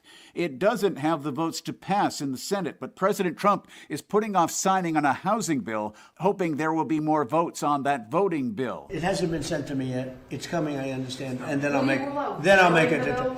Here's what I would like to sign. Much more than a bill, that big deal. It's a yawn. Some people say it's wonderful. To me, compared to the Save America Act, just about everything is a big yawn. The Supreme Court says Federal Reserve Governor Lisa Cook can remain in her job for now, a rebuke to President Trump's bid to wrest control of the nation's central bank. At the same time, the justices dramatically expanded presidential power, upholding the president's firings of heads of other independent federal agencies. A JetBlue plane had an encounter today with a drone. We are clear to land. 1-3 left. And just quickly, I couldn't talk to approach, but we collided with a drone back there in the turn as we're coming to assault. Just wanted to pass that to you. You said you collided? Yep, it hit us right above the cockpit. It happened on approach to Kennedy Airport in New York. The plane landed safely. No damage was reported. The FAA is investigating. Inmates overpowered correctional staff and took control of parts of a jail in North Carolina. The siege started early today and ended hours later when law enforcement officers entered and seized control. President Trump says Iran has requested a meeting. It will take place tomorrow in Doha, but Iran says there is no scheduled meeting. Brazil beat Japan 2-1 in the round of 32 at the World Cup. More information at apnews.com. This is AP News. Former NBA players Malik Beasley and Ed Davis have been indicted in the latest round of charges in a government gambling investigation. Prosecutors say while Beasley was playing for the Bucks in 2024, he agreed to tailor his performance based on betting trends in those games. 6 people were named in the indictment. It says Davis, who has been out of the NBA since 2022, was among those placing bets on Beasley's performance. Authorities say the scheme involved hundreds of thousands of dollars. In April, former NBA player Damon Jones became the first person to plead guilty in a gambling sweep that led to the arrests of more than 30 people. I'm Mike Hempen. A judge in Florida set $1 million bond for NFL player Terrion Arnold of the Detroit Lions on charges alleging he orchestrated the kidnapping and pistol whipping of 3 people. 2 female co-defendants have already pleaded guilty. I'm Ed Donahue, AP News. AP News, I'm Ben Thomas. The Supreme Court issued rulings today. Sagar Magani reports one of them dramatically expands presidential power. The High Court is upholding President Trump's firings of independent federal agency chiefs, with one major exception: the Federal Reserve. The justices say Fed Governor Lisa Cook can stay on the job as she fights the president's bid to fire her over mortgage fraud allegations. But in a separate 6-3 ruling, the conservative majority did away with the High Court's unanimous decision 91 years ago that limited when presidents can fire independent agency board members, despite federal laws requiring cause for dismissals. Sagar Meghani, Washington. In a 5-4 decision, the court rejected a Republican attack on state laws that allow the counting of late-arriving mail ballots, a major target of President Trump. The justices also rejected the president's effort to throw out a jury's $5 million finding that he sexually abused writer E. Jean Carroll. In other news, the U.S. and Iran separately announced they're sending delegations to Qatar this week, though Tehran insists it has not agreed to meet with the U.S. at any level. And Karen Shamas reports. Iran's president said Qatar will release $6 billion of frozen Iranian assets. The announcement comes as negotiations between the US and Iran were challenged after Iran launched missiles across the Persian Gulf, targeting Bahrain and Kuwait on Sunday. I'm Karen Shamas. Oil prices rose while AAA puts the national average for regular gasoline at $3.86 per gallon. On Wall Street, stocks recovered after a rare losing week. The Dow gained 306 points, the S&P climbed 1.2%, and the Nasdaq 2.1%. And in Venezuela, a 4.6 magnitude aftershock today. The official death toll from Wednesday's twin earthquakes stands at more than 1,700 people. This is AP News. A heat wave is baking the Midwest, and Haya Panjwani reports rolling eastward. The National Weather Service says temperatures rising ahead of the July 4th holiday will feel hotter because of the high humidity that's arriving with it. NWS Weather Prediction Center meteorologist Scott Kleebauer says the second half of the week will be the hottest. Especially by Wednesday, we'll start seeing it really impact areas of like the Ohio Valley, through the Mid-Atlantic and into the Northeast. And it looks like the main, like the primary time frame for like the most extreme heat will be on Thursday and Friday, both. Temperatures will reach well into the 90s and low 100 degrees. Some cities could see their highest temperatures of the year so far as they host World Cup matches and celebrations for America's 250th anniversary. Kleebauer recommends staying hydrated if you plan to spend time outdoors this week. I'm Haya Panjwani. There's more news at apnews.com. I'm Ben Thomas. You're listening to Mornings with Patti, where the conversation belongs to everyone. Half a day, Guam. This is Paul Stanko with your National Weather Service. There could be slight increases in showers Wednesday night and Thursday night. Generally just isolated showers. East winds 5 to 10 miles per hour will gradually turn northeast, then north through Saturday. Seas will be 3 to 4 feet through Saturday, with a moderate risk of rip currents along east-facing reefs. The fire danger will be low through Thursday, then could become moderate Friday. Starting Sunday, all eyes will turn toward Invest Area 95W, currently in the Marshall Islands. The latest weather information is always available on www.weather.gov/GUM. The road to Adelup continues. This time, we sit down with Republican candidates. Vice Speaker Tony Atta and E.J. Calvo. Catch the full conversation that took place on May 5th on the Wave 105's YouTube channel. Stay informed and hear their vision for Guam's future. Wave 105 is a glimpses of Guam radio station. Off at Guam. Good morning, guys. Welcome back. This will be your last look at this morning's traffic report. It is being brought to you by Guam Auto Spot, and you could schedule a test drive simply by calling 478-AUTO. Or if you'd like to take a look at our inventory, go ahead, visit our website at guamautospot.com. All right, friends, let's see what we got. Getting up and around Malolo this morning, Ipan, Talafofu, Windward, Zotnya. It looks like traffic is moving nicely along Route 4. For our friends hopping onto Route 10 this morning, that's going to be in Mangilao. You'll find a little delay up and around mobile gas stations in Mangilao. Additional delays around the Mangilao Mayor's office. Crown Bakery 76 Circle K intersection around the Barragata Fire Station north, as well as southbound traffic. Route 8 is looking really nice right now. For our friends in Hagåtña, that looks like traffic is beginning to pick up at the Bank of Guam intersection, coming around mobile gas stations in Hagåtña this morning, as well as the Superior Court of Guam. So just prepare yourselves for that. East and West O'Brien Drive is looking really nice right now. Traffic into Mooning along Route 1. That'll be outside Jack in the Box into Mooning, coming around Bank Pacific this morning, as well as the ITC FHP intersection. You will find a little north and southbound. That's going to be along Challenge San Antonio this morning. Just a heads up over on that side. It looks like Harmon traffic is also beginning to pick up. That's going to be along Hamburger Road this morning, as well as our friends getting along St. John's intersection north, as well as southbound traffic. Upper Tumon around Tumon Horizon condos north and southbound, and Lower Tumon is also picking up. So again, guys, it looks like we're at the 8 o'clock rush hour. We would like to remind all the motorists to please just watch your speed limit this morning. Let's keep our eyes on the roads, not on the phones. No texting and driving on the streets of Guam. Ensure that your seatbelts are fastened and that our kids are strapped safely in the proper booster and car seats. You do want to allow braking distance between yourselves and the vehicle in front of you, and we should all be able to have ourselves a safe Tuesday morning. This is your traffic report here on the Wave 105 FM, and it's all being brought to you by Guam Auto Spot.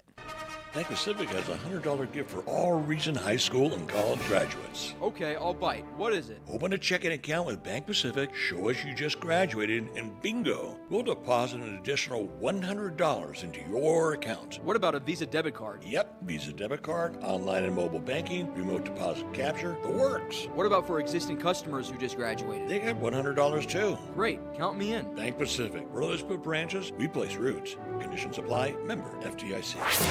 Celebrating America's 250th birthday. You may not have heard of Mary Kay and Johnny, but it was the first American situation comedy series, premiering in 1947. The most famous sitcom of all starred a redheaded comedic genius and her real-life husband, who changed television forever when he created the first comedy series shot on film, I Love Lucy. Hello, friends. I'm your invited me to Regiment Girl. The beloved series is an indelible part of the American fabric, comedy that has earned immortality status. The road to Adelup is set. This time, we sit down with Democrat candidates Senator Joe San Agustin and former Senator Dwayne San Nicolas. Catch the full conversation that took place on May 8th on the Wave 105 YouTube channel. Stay informed and hear their vision for Guam's future. Wave 105 is a Glimpses of Guam radio station. The views and opinions expressed on this program are those of the show hosts, guests, and callers, and do not necessarily reflect the views of the staff or management of Wave 105.1 FM, Glimpses Media, or our partners. We strive to provide quality, respectful, and engaging content, and we welcome you to participate in the conversation. Thank you for tuning in to Wave 105.1 FM. Enjoy the show. Wave 105, the talk of Guam. Real voices, real stories, right here at home. For too long, Guam has been treated like we matter less. Less voice, less support, fewer rights than other American citizens. No SSI for our seniors and families who need it, No RICA for those harmed by nuclear testing in our region. That's not just wrong, it's unacceptable. We need more than just talk in Washington. We need a proven, effective leader. Mary Camacho Torres will fight for all the rights and privileges of U.S. citizens. She'll fight to bring SSI to Guam. She'll fight to secure RICA justice for our people. She'll stand up, speak out, and demand equal treatment because we've earned it. I'm Mary Camacho Torres. I'm ready to be your voice in Congress, and I will finish the work.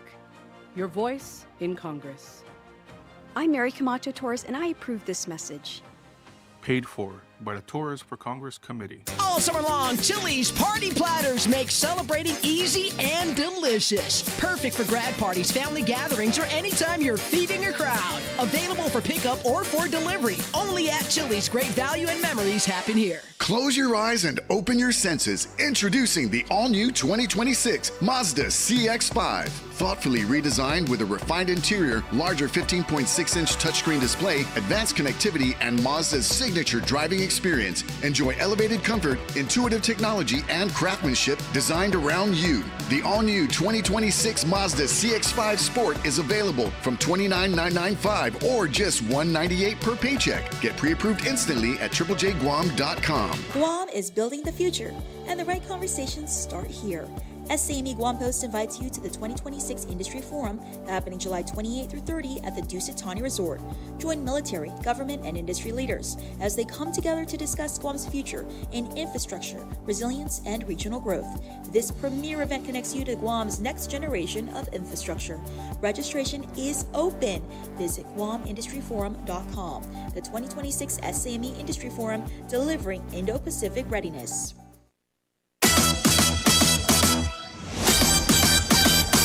Feeling hot, summer smoke a lime. Mirror says, woo, gonna do some harm. I'm the one, yeah, I bring the charm. Step aside, let a real one through. Thunder in my walk, lightning in my shoes. Just to watch, baby, I'm the view.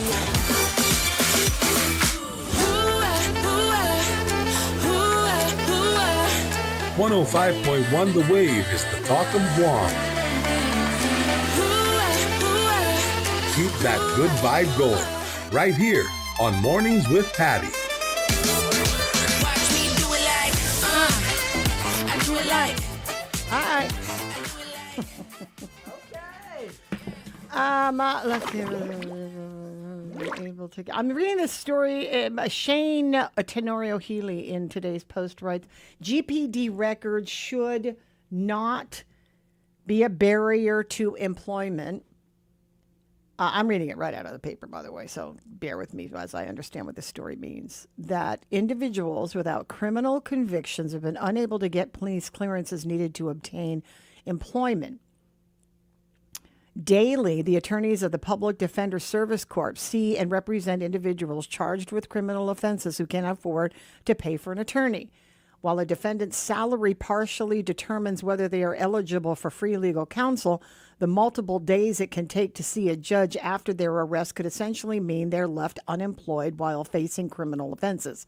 If I have a job and I get arrested Monday, I might not see the judge until Wednesday. I haven't shown up to work for 3 straight days. I might lose that job. Zach Timinglow of the PDSC said to the Daily Post, although a defendant may lose their job, they could immediately be released from confinement pending trial and start looking for employment. But Timinglow said since the start of the year, he's had multiple clients share with him that they were unable to receive a clearance. Wait, let me get to page 7. Sorry about that. This is one of those continuing things. Get clearance from the police department. He shared further that the issue first came about within a couple of years of him working as a public defender about a decade ago, but it was quickly resolved following a meeting with then Governor Eddie Calvo's cabinet.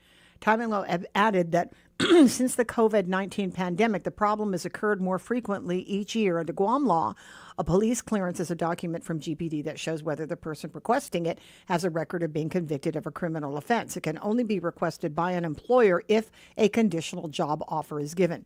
Despite a person not having a criminal conviction, Timinglow has shared that whether he has clients on pretrial release or former clients previously charged but never convicted, they've been refused their police clearance and instead asked to get proof from the court.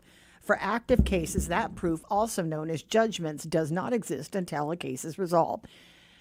Well, I haven't had a trial yet. I'm still innocent before proven guilty. I could have been arrested for a DUI when I hadn't a drop of alcohol. It's entirely possible. The trial is 9 months down the road, so I'm going to potentially be unemployed for the next 9 months, he said.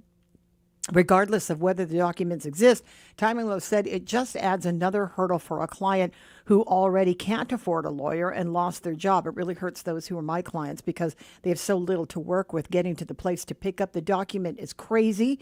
Gas is crazy. $6. Then I have to go from GPD back to court, back to GPD, hope they accept it. Maybe they're closed, and I have to come back the next day and hope that the person in the window accepts my documents. All of this costs time, money that I don't have, so it's unduly harsh. A couple of months ago, Timinglow, before reaching out to the Post, emailed the legislature raising concerns but has yet to receive a response. So the Post talked to GPD spokesperson Norman Analista why there's an inconsistency with approval of police clearances. Analista responded there were several reasons, including network fluctuations at records and ID, court documents not being uploaded into the law enforcement management systems, and the Office of the Attorney General not issuing prosecution decline memos. While the inability to have accurate records is a flaw in the system that GPD is not sure how to address currently, it still remains flawed. Asking clients to produce a police clearance.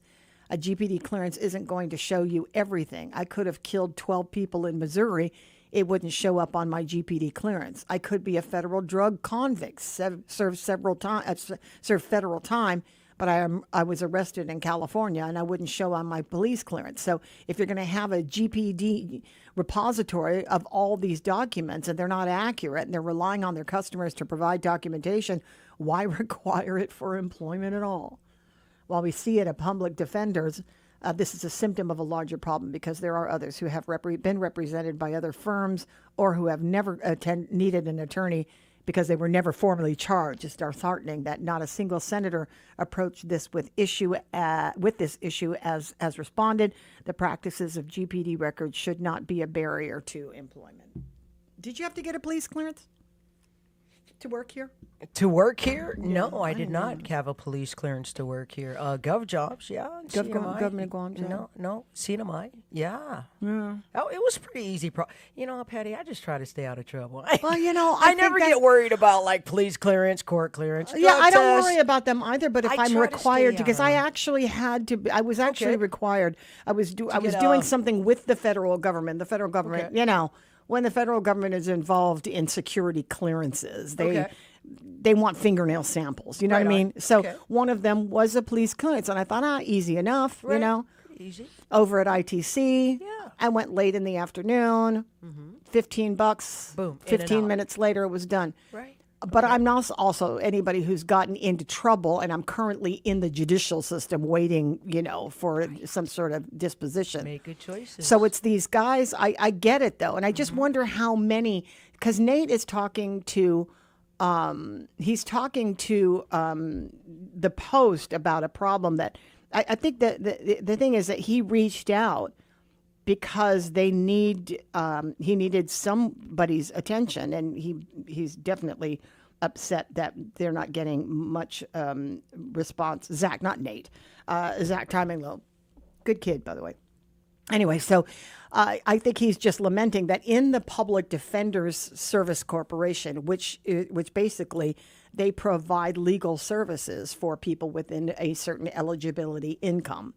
And so somebody gets arrested, like he says, you get arrested for, let's say, a DUI. He gets arrested for a DUI, and his case has not been adjudicated all the way to its complete resolution. Either you're found guilty and you're going to pay the penalty, or you've been found not guilty and then you're scot-free. But in the meantime, whoever's got the DUI might be out of a job, at least having to take several days off. And the scenario that he's building is because in these situations when somebody's taken into custody, for example, or they're in that gray section where you haven't been to the court yet. Nothing has happened. You've not been released. You've not been found guilty. You just haven't been released out of custody, and your job is hanging on. And if you've got a job where they're not paying a lot of money, obviously, because you're using a public defender for your defense, then you're discardable, right? They can get rid of you and find somebody else who would do the job, but especially if it's like minimum wage. And so now you're out of custody, and you're back free until you have to go to trial or whatever, which in the court calendar may not be for a long time. And then you go and you try to find another job that's going to, help you out in the meantime. And you can't get a police clearance and a lot of these jobs that are minimum wage, and especially if you're handling. A lot of employers just want that. They want to know that the guy that they're hiring isn't in any trouble. They don't know if he's in any trouble because the police clearance doesn't necessarily show that you're in trouble, because that arrest is not a conviction. That arrest means that you're just flailing in the judicial system until you actually have a resolution to your case. So nothing will show up on the police clearance. You'll go get one, but in order, and depending on how many, oh my gosh, I can just see it happen. He's building a scenario that people who can't afford it are going to go get a police clearance, when generally it really doesn't say anything more than you haven't been convicted of a crime in Guam. And to his point, to Zach's point, that you could definitely be convicted of a crime, but the systems are not merged, where you could not find in a simple GPD police clearance whether somebody has been convicted of a crime elsewhere. In the court systems, yes, maybe so, but not. So, if your nose is clean and you got no skeletons and everything is fine, you should be able to get a police clearance with no problem. But generally, unless you're working, in a very highly sensitive job, maybe handling money or handling security, that perhaps you need attorney Barron Trump. That's what is he? They will rescue you in a minute. What's Barron Trump doing? He's doing a lot of stuff. What's now. he doing? He's not going to college, right? Well, he's trying to get a degree. You know what I mean? He's he is going to college. Yeah, okay, so he's working. I thought on he his had law. He's working on his law degree. So. Oh, okay. I thought he had a gap 4 years or something. Right? Yeah, well, he's trying. He want to get a law degree. Okay. Getting his law degree. Well, because because his father is such a close follower of the law. No wonder. We're talking about barriers for employment. Don't worry about it, fam. You can be a president one day. Don't worry about it. Keep your hopes high. Okay, keep your shoulders back. Head up. You'll be fine. Speaking of, you'll be fine, my friend. The memes that are coming out of the president saying that hundreds of thousands of people have shown up at the state fair. State fair is okay. in my algorithm. I am like, it's living rent free. Stop. What?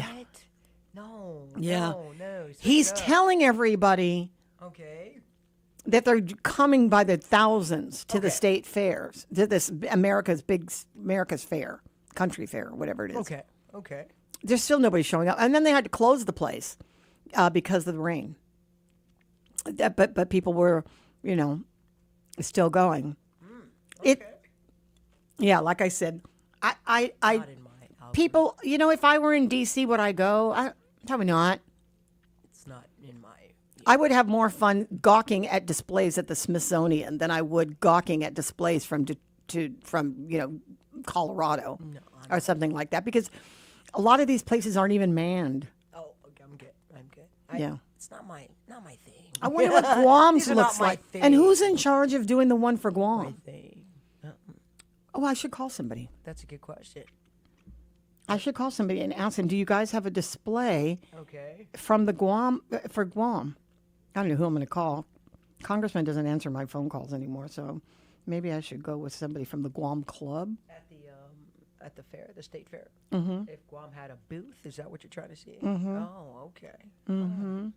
Interesting. Yeah, I'd be really interested in knowing. We did, but I'm sure we might have had a little something going on over there. Yeah. Not sure what the turnout was going to be, but hopefully we did. It'll be nice. You got to put us on the map out there. Kids are Apparently, the only state that has a line is Arizona. Because Arizona is doing a virtual VR inside their displays. Okay. So you're basically, I don't know, riding in a hot balloon over the Grand Canyon or something. Right on. Otherwise, I don't know. I don't know what they're doing. But that's the only place with a line. Arizona. Okay. Arizona. Do you see it on there? No, I did not know they had a fair. So Arizona had a fair. It was a VR fair. No. It's the state fair. I mean, this big country, America 250 fair, Freedom Fair that they have in Freedom D.C. 250, okay. So in the first days of it, when a lot of people were going out there and they were taping themselves, or taking video of themselves walking the grounds and showing the different displays, and they said for some reason there's a long line at Arizona. Nice, good job. Everybody's trying to get into the Arizona, and then somebody later in another video said the reason is because they're doing a whole VR thing inside there. So you can go there and be completely immersed in, Arizona. I don't know if heat's the factor, but you can go in there and see stuff. Be in the desert. Yeah, we need more of that. Spread the love. I mean, they're doing it in Tacoma, so now we got the energy in Arizona, is what you're saying. Mm-hmm. That's great. Good job. We like to see that. See our natives out there, but you guys got to come home though. Make sure you guys come back. Yeah, it's great out there, but do come home. Yeah. So I'm just asking somebody from the Guam Club. Okay. They don't call it the Guam Club in D.C. That's not what they call it. They call it something at Guam Society. Okay. Freedom 250 Fair. Let me ask. I have them. Okay. All right. We'll see whether or not that she was the. Okay, hang on a second. Oh, Adrian? Shut up. Adrian Diaz did the setup for the Guam. There you go. Well, let's call Adrian and find out what they that. did. Well, there you go. Where is Adrian? We're a little island with big hearts, man. Let's see what we got. Okay. Don't sleep on our little islands out here, man. We make big moves. Good job, Adrian. Appreciate that. All right, Adrian. Well, Adrian is like everybody. Gotta love her. I mean, her character altogether in general, she's just a great person. I love Adrian. She's a lot of fun. Yeah, I know. She's a lot of fun. Yeah. Use the bathroom before you have a conversation with her. Use the restroom first. I actually interviewed her. I love Adrian. When I was in Vegas, and she showed up, and she's very candid. I mean, there's a lot of things that Adrian does and says things that I'd be like, oh my god. Right. But you know what? What are you going to do? Right. That's Adrian, and that's why you that's why you got to love her. But let me see if she'll answer the call. Well, gosh, I wouldn't mind her representing us in Washington. Be like, hey, get it, girl. You know, hey, I'm not mad at that. Yeah, I'm gonna find out. Okay. What exactly was done? But apparently she did. She does. Wait, hang on a second. Hold on a second. Adrian, it's Patti Arroyo.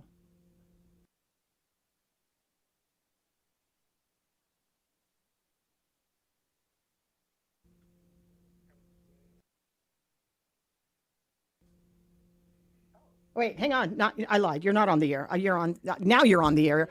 Now you're on the air. Sorry about that. Good morning. Good morning. How are you? I'm fine. Because Yvette just said Adrian was the one who did the Guam display at the Freedom 250 fair, and I said, well, let's call Adrian, and so that's why I'm calling you. Sorry, abruptly I put you on the air in Guam. Where are you, by the way? Not here. I'm in Guam, actually. Oh, you are? Hey, can you come over? Okay, never mind. So, did you? So you did? You were the one who did the decorations, right? Yes. What did you do? I built 4 lattice stones. So they pretty much gave me the rendition of what it was going to look like, and it was just like 3 backdrops that had like Historiata and then like Itanota, like it had the 4 elements with Guam in the middle.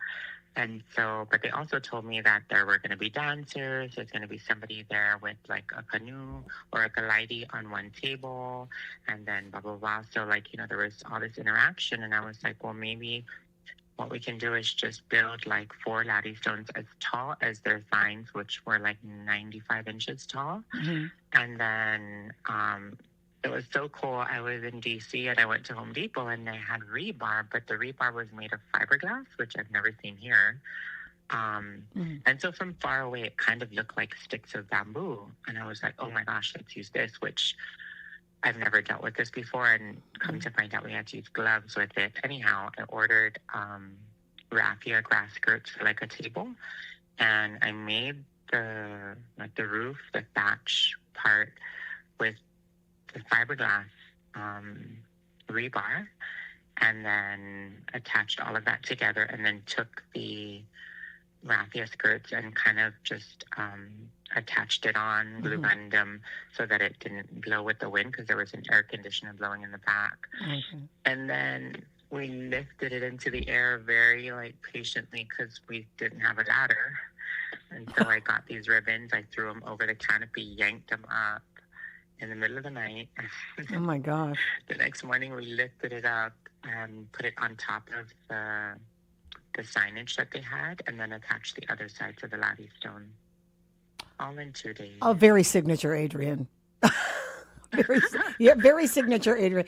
And so it was so much fun. I bet. I mean, this is a different kind of display that you're doing. I know you've done a lot of public displays, but this one seems like it would be important because of the importance of the 250 and the inclusion, obviously, of the territories. But if you're going to make a case and with the estimated number of people who were going to show up, you had the potential. 4 million people. Yeah, I mean, you have the potential of millions of people walking by and seeing your work and as best display.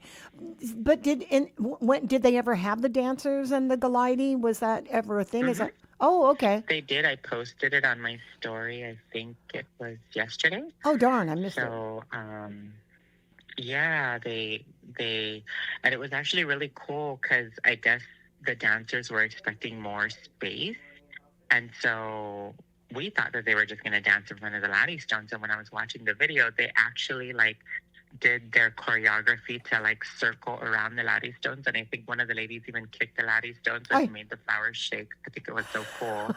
But yeah, they actually danced in circles around, when they switched from the back 5 or 6 to the front 5 or 6, they switched into it was so cool. I was telling Regina, I was like, man, I love that they use the props, with their dance.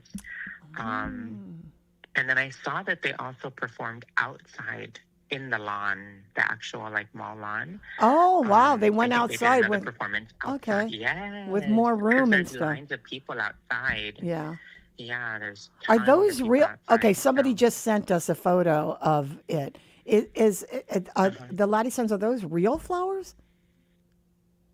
No, because it had to last from June 25th to July 11th. Oh, yeah, that's too long. That's too long. So I brought in flowers from here. I brought in banana leaves. I brought in these other leaves that I had.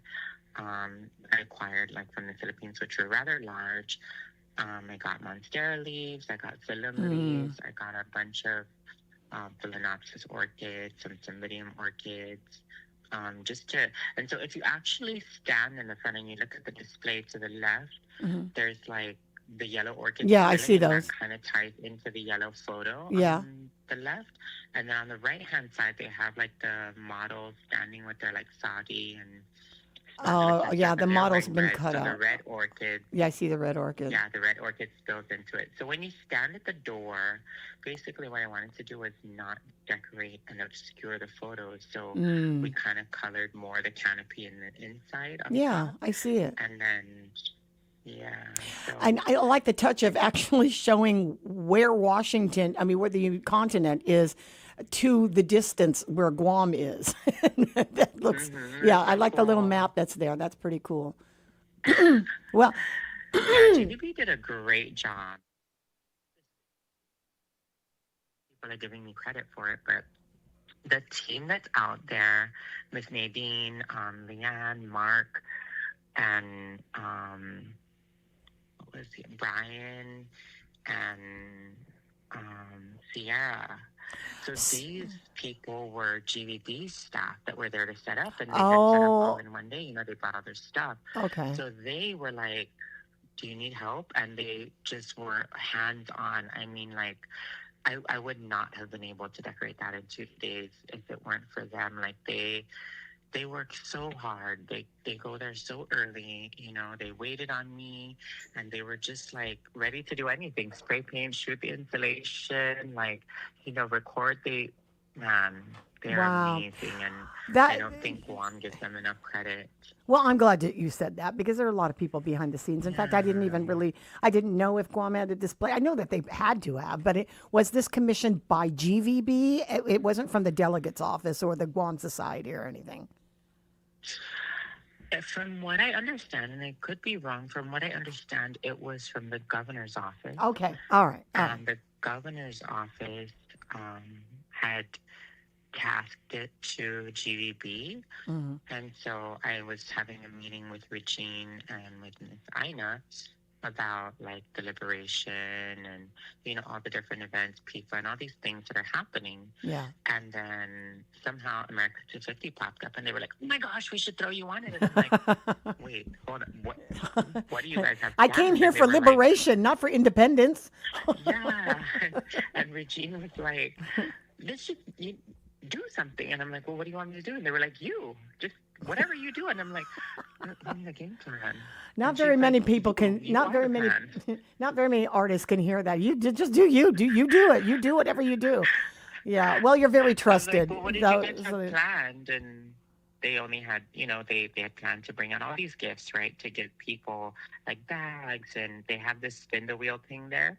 So you either get like coconut candy or you get like chocolates from Guam. There's a magnet that was made from the Guam Green Growth Makerspace. So many different like things that they give to people, you know, like I think Arizona is giving out a pen, like a dinosaur, a cactus pen. And Guam has like so many different things, you know. It's like going to the carnival and winning and coming back out with, Oh, like, so you something had there were different than the person. Guam was giving away trinkets too.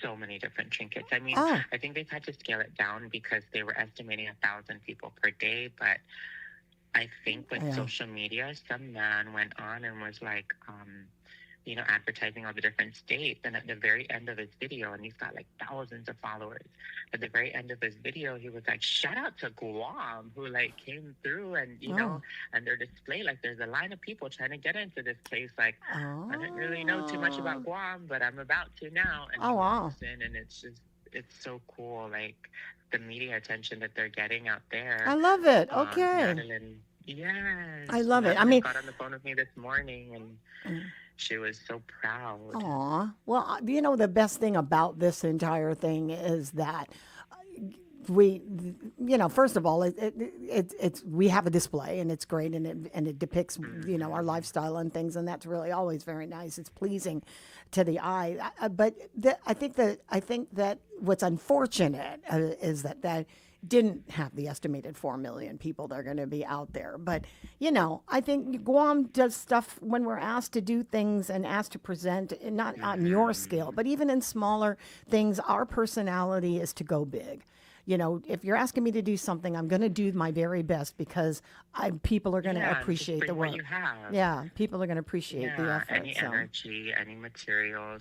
You know, when somebody's having a party out here, it's like, you know, Auntie, I don't have a lot, but I'm going to come with like some tablecloths, you know, and I'll come with this. And, you know, hopefully that's enough. And when enough people come and gather like that, it comes out beautifully like that, you know. And so for me, when I was out there, it wasn't about showing like Adrian, or it wasn't about showcasing anything that I could do.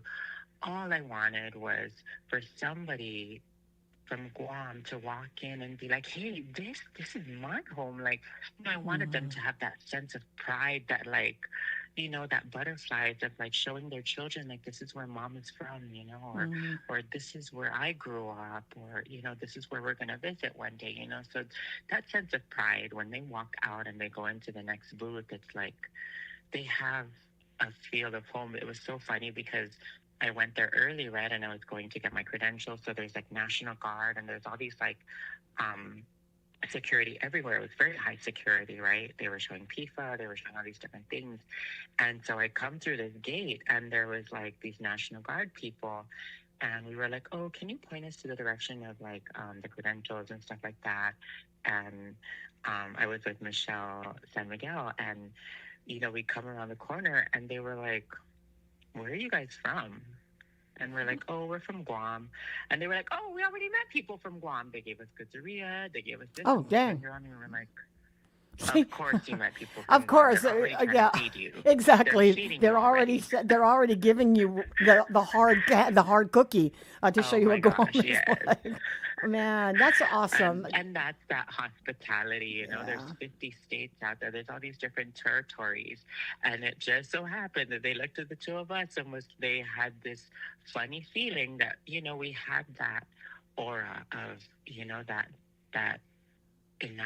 like that just sense of home, you know, and he already sniffed it. He's like, I knew you were from Guam. And we were like, I see you already sniffed it. I'm not even wearing like any, you know, like crowns or fuck eye or anything. Yeah. I was just like, and it was like two black guys and, you know, two white guys with another, they weren't even Asian, you know. But Yeah. it was so funny. That come out that, of like, nowhere, Americans. Yeah, least likely. I'm so proud. Of Well, course, they I'm gave so you good. guys treats already. Yeah. Did you guys have like Gudgeria or Risketti or something to pass? You can't have 4 million pieces of anything over there, but I'm just, you know, did we have They like food? had. Oh, they They did. have, and then so they have coconut candy from Ryan? like Gary Tanaka's thing, I mean, and then Gary. they had like Tita Gudgeria. They have a whole bunch of stuff. JVB really came in clutch with like a lot of their gifts and trinkets. Oh, good. And so there's 4 different batches of people that are going out. They're going to switch out 4 times. You know, there's the closing crew. And I have to tell you, they're getting burnt out because they show up at like, I think it opens at 10. So they have to show up at 9 and prepare and all this stuff. And it goes all the way till 10 at night. Oh. And every single day with like, you know. But there's people, not a so whole lot of people that are going, so it's just a whole lot of downtime, I right? think it's 4 at a time. Oh. And so from what I understand, they're going to have like one day where they kind of like lay into each other. And then that batch will come back and then the next batch goes. And so with that, they're bringing more stuff, you know, whatever they run out of, like the GVB bags and the lanyards and things like that. So Oh, good on you guys! It's I'm really so glad. beautiful. I'm so glad. Well, congratulations, Adrian. I'm gonna go look at your stories and photos are coming in from people who are sending it to my if WhatsApp. you go onto my Instagram, Okay. a lot of people were like getting on my case. So if you go up to the top where the highlights are, Yeah. if you just tap on the highlight, I think it says like America 250 or something. Okay. You can see where we started. That's and what I then like it you when just you watch post that. through it. When you post those, I love following it. And then it's like, wait for part 2. I'm like, no, I want to see the whole thing. Well, this is all done, and Yeah. then I'll try to add on the dancing and stuff to it. Okay. But yeah, When are you going to be on Guam for a while? yeah. So I actually flew back. Like I was there for 2 days. I flew in, and that Oh, night I dang. went straight to Leo Palace. Started on the Flowers for Liberation Queen pageant Oh, yeah. that night, and then did the bouquets the next morning. Oh, my and blah, God. blah, blah, Ah, helped with girl, the this is going to be a costumes, busy so. month for you. They're going to need all the direct. Yeah. Well, congratulations. Liberation now, so. Congratulations, baby. I'm Thank glad you. that your stuff is recognized, across America. Congratulations. And I hope to see you around in the next several weeks. Yes, and let Okay. me know if you need anything. Call me Well, I do anytime. need something, and I'll call you back. Yes. Okay, love you. We'll talk to you soon. Love Okay, you. bye. Adrian, if you know Adrian, then you know what her work has been. She does all of the decorations for many of the hotels. You see her out there, in the middle of the night because she works through the night. She's like, when there are fewer people that are there. But her heart is definitely in it. And I've always appreciated her creativity and the way that she does things. That's pretty cool. Well, that was an interesting. I didn't realize that she was on the island because she's always gone. So I'm glad that we were able to hook up with her. It's 8:47. Do I need to take a break? Did I even take one? I didn't. Okay, we'll be right back. The road to Adelup is here, and this time we spoke with Democrat candidates, Senator Tori's Terlaki and Senator Sabina Perez. Here is your opportunity to hear how they plan to govern Guam. Watch the conversation on Wave 105's YouTube channel, dated May 28th. This is a glimpse of Guam radio station. We know what we wish to protect.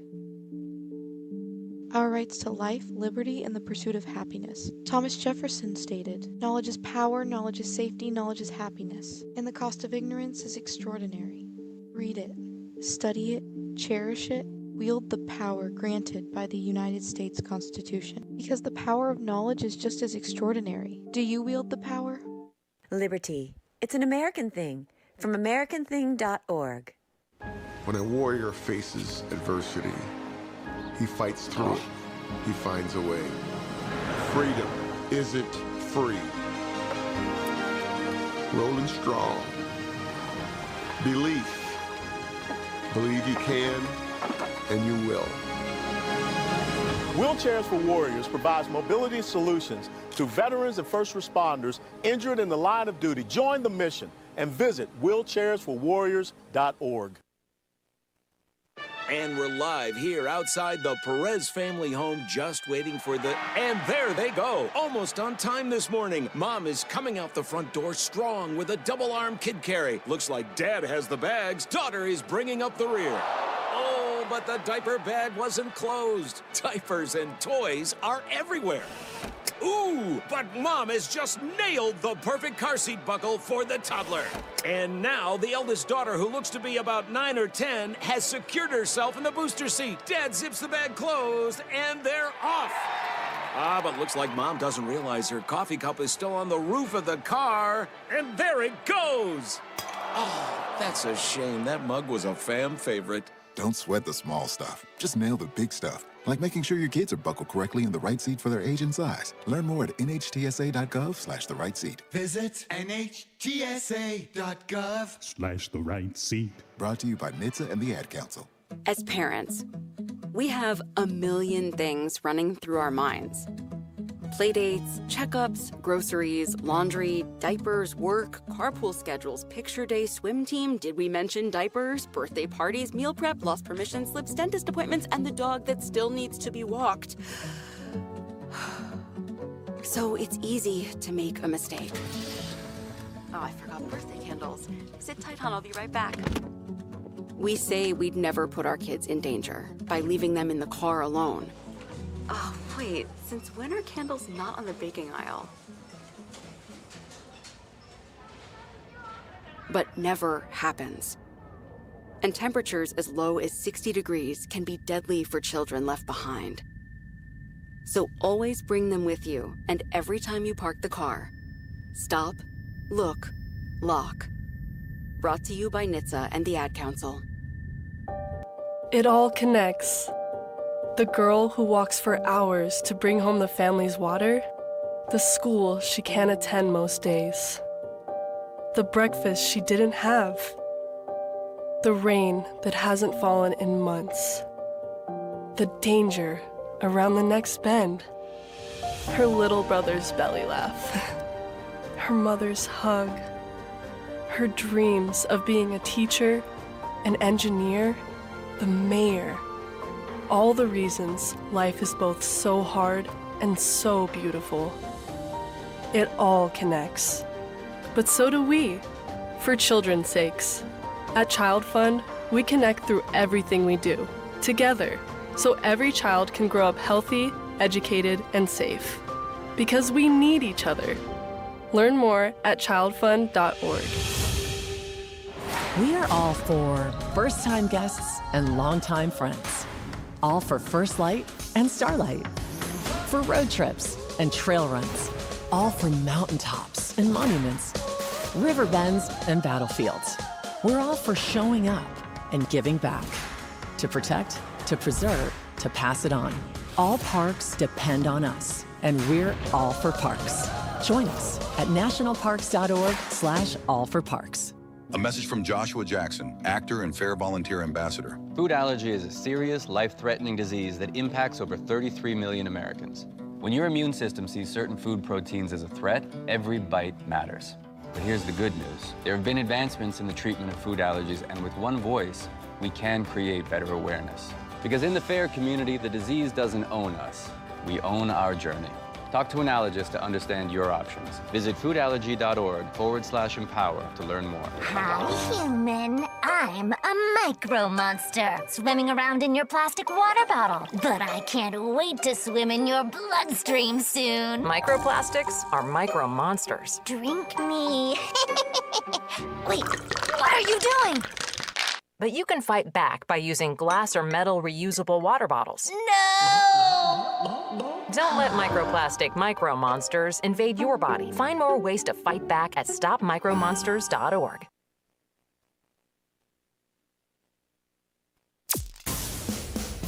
News, insight, conversation. Wave 105, the talk of Guam.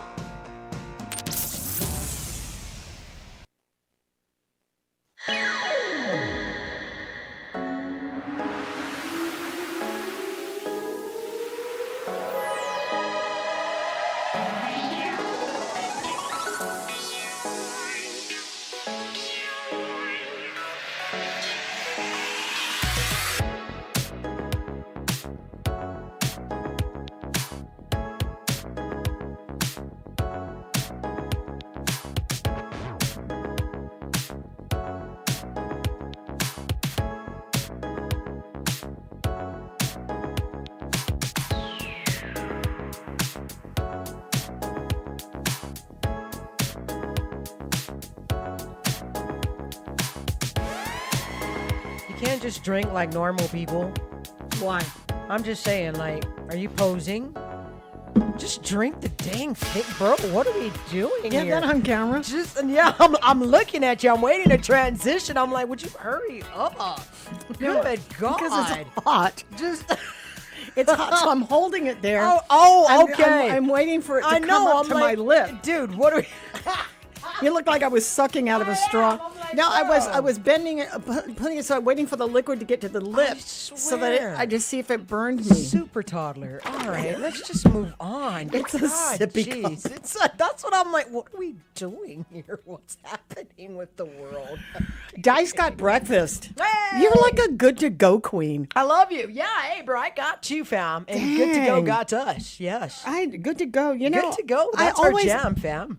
You know, I'm going to have to start ordering more from Good to Go, because the other day I was there was a Chinese place that we were in, and I was like, Sunday night, I don't feel like getting up and moving. We're not wontoning on Sundays, dude. No, don't we're do not. it. Don't do it, bro. No, don't do it. It's that moment where you're just like, oh, God. You know, if anything, it's not, am I tired enough to go? It wasn't that I can't find the keys of the car. Or I don't have gas. You know what the deciding factor was? I have to put on a bra. That'll win every time. It'll win that's my decision maker. All things may align in the planet. So it's like, dude, I got to put on a bra. And I've already taken it off. Ask any woman. Don't do it. Ask any woman. When you get home, what's the first thing that you do? Oh my God. Well, maybe first, not maybe first, but okay. What's the comfort? What's the comfort thing that you do? See, it's taking off the bra. Tell you what. I think husbands are going to be racing home, be like, dude, I got to make it before my wife. She's going to be ready. Like, oh my gosh. At my age, my age, you just take off your bra, stuff them in your pockets, and then you're good. Put it in your pockets. I'm done. Good to go. Stuff them in your pockets. Oh my God, I'm traumatized. It's like, officer, do a pat down. Check her pockets. It's like, don't check her pockets. There might be a nip in there. Oh man, I cannot. Team Adrian on our YouTube channel. So go. Team Adrian. Yeah. She's a fun character, and she's one of those animated friends, so she's really great. Love Adrian. Excellent job. You know what? She really did great on the decorations too. Thank you whoever was that sent that through WhatsApp. Right? I appreciate the photo. I think it came from the New York Times. New York Patty. Thank you, New York Times, for sending the photo. Who knew? There we go. We're making it. Okay. Yeah.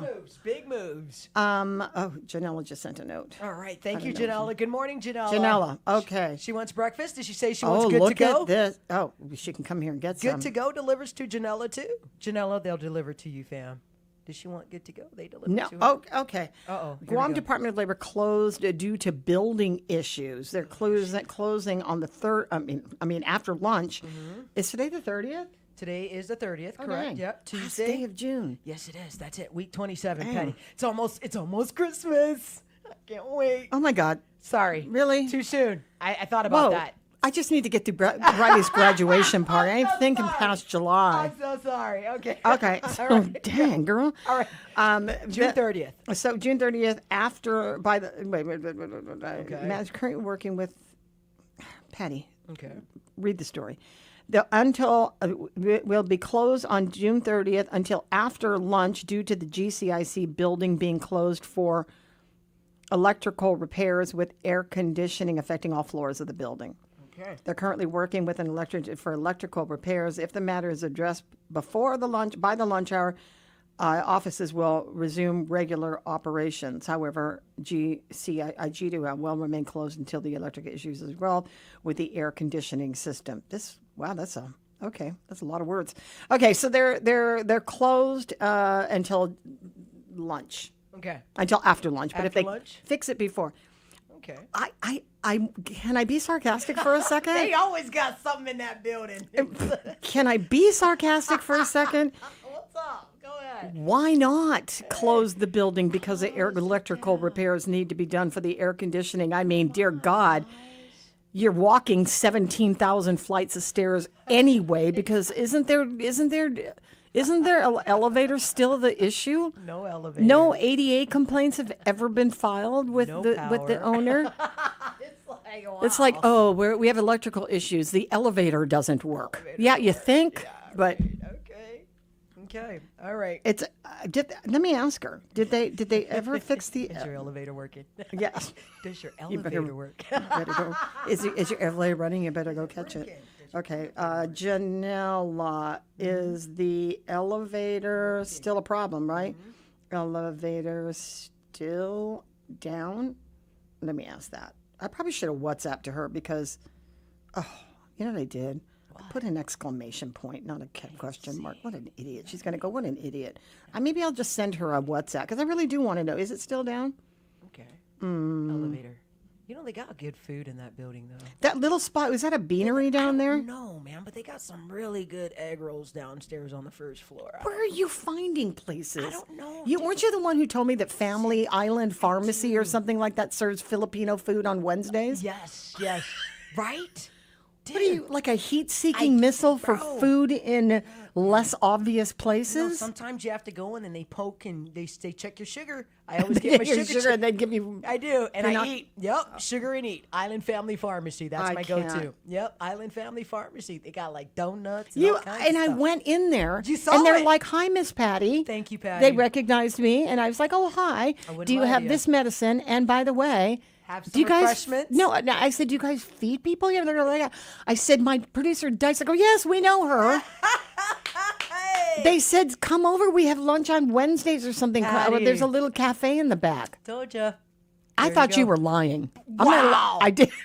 I thought Patty, you were lying. I will put I hot thought you pepper were in your food right now. I thought you were Wow. punking me to get there to go there because your friend owns it or something. Bro, no, because I go in and get my blood sugar checked, and and then they got like coffees and stuff over there too. So, and it's right by the mall, so it's kind of convenient, and they're just friendly. You know what I mean? I'm about hospitality, dude. Man, if I gotta pay Me out too. of pocket, I don't mind, but I never have to. But it's just a great spot, Island Family Pharmacy. I love those guys. They are a Isn't very, it? very Come on, nice Patty. crew You know over what I there. mean? Absolutely. And they got the good cough drops too. So I don't.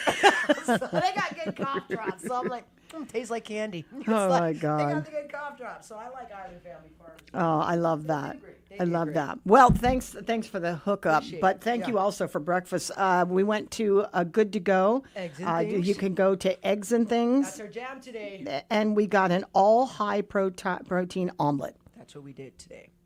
See how healthy we are? Look Yeah, how healthy screwed we up by are. the potatoes, which are very hard to resist because those look pretty darn good. But it's got mushrooms and all. mushrooms There and you go. spinach and bacon and ham. I think that's in Go, there, Patty. and it's delicious. There we go. Thank you for the brekkie. I think I'll have to be sharing because this is enough for at least two people. Yeah, definitely. Ed would you, like you some. would you would eat that all day. I wouldn't would. you? I would. You would eat feast half on now, that. lunchtime, and Oh, then smart. yeah, That's very good. It'll last Okay. all day. Why, thank you, Dice. We're going to move along to the next thing, and that would be some of your AP news. But there's also Willie Flores. Okay. We invited him a while ago when I was not here. Okay. and he's we're going to talk about Menengan and the memorial. They usually have a big Nice. event that a lot of people show up to, so we'll talk about that. And of course, whatever's on your mind could be on my mind too. 902 KGUM FM and Daddy Dom. AP News, I'm Ben Thomas. The Supreme Court's knocked back President Trump's effort to assert control over the central bank, ruling Federal Reserve Governor Lisa Cook can remain in her job for now. At the same time, however, the justices dramatically expanded presidential power, upholding Trump's firings of the heads of other independent federal agencies. It bestows additional powers, or maybe the same power on the president. The president has the right to do this. The framers were intentional House Democratic leader Hakeem Jeffries. about ensuring we didn't have a king-like figure serving as the President of the United States of America. Meanwhile, Sagamagani reports the Supreme Court's given a reprieve to states that let mailed ballots be counted after Election Day. That heads off what was expected to be a mad scramble across the country to alter the practice before the midterm elections. The 5-4 decision rejects GOP-led attacks on laws in more than half the states and here in Washington, D.C., that let ballots postmarked by Election Day be counted some days after. Gives people more time to vote illegally, let's say. President Trump has railed against most mail balloting and says this ruling's a surprise. I think it was very detrimental to honest elections. The Supreme Court did the right thing. Top House Democrat Hakeem Jeffries says mail balloting had never been a partisan issue until the president started peddling conspiracy theories after losing the 2020 election. Sagar Magani, Washington. In Venezuela, the official death toll from Wednesday's earthquake stands at more than 1,700 people. In Colorado, 3 firefighters were killed over the weekend and 2 others suffered burns when a wildfire overwhelmed their emergency shelters. And a heat wave's gripping the Midwest and shifting eastward. The National Weather Service says hot and humid weather is expected to last through the week, the worst expected Thursday and Friday. This is AP News. Seth Sutel now with the AP Markets Report. Stocks closed higher on Wall Street, breaking a 5-day losing streak. The S&P 500 climbed 1.2% Monday. The index is coming off a rare losing week. The Dow added 306 points, that's about 0.6%. The Nasdaq Composite rose 2.1%. Several AI-related stocks rose following sharp swings up and down last week. Chip-making equipment company Applied Materials rose 10.8%. Comcast rose 4.5%. The company said it would split off its media businesses, including NBC Universal, from its broadband business. Crude oil prices rose. Treasury yields held relatively steady in the bond market. Seth Sutel, New York.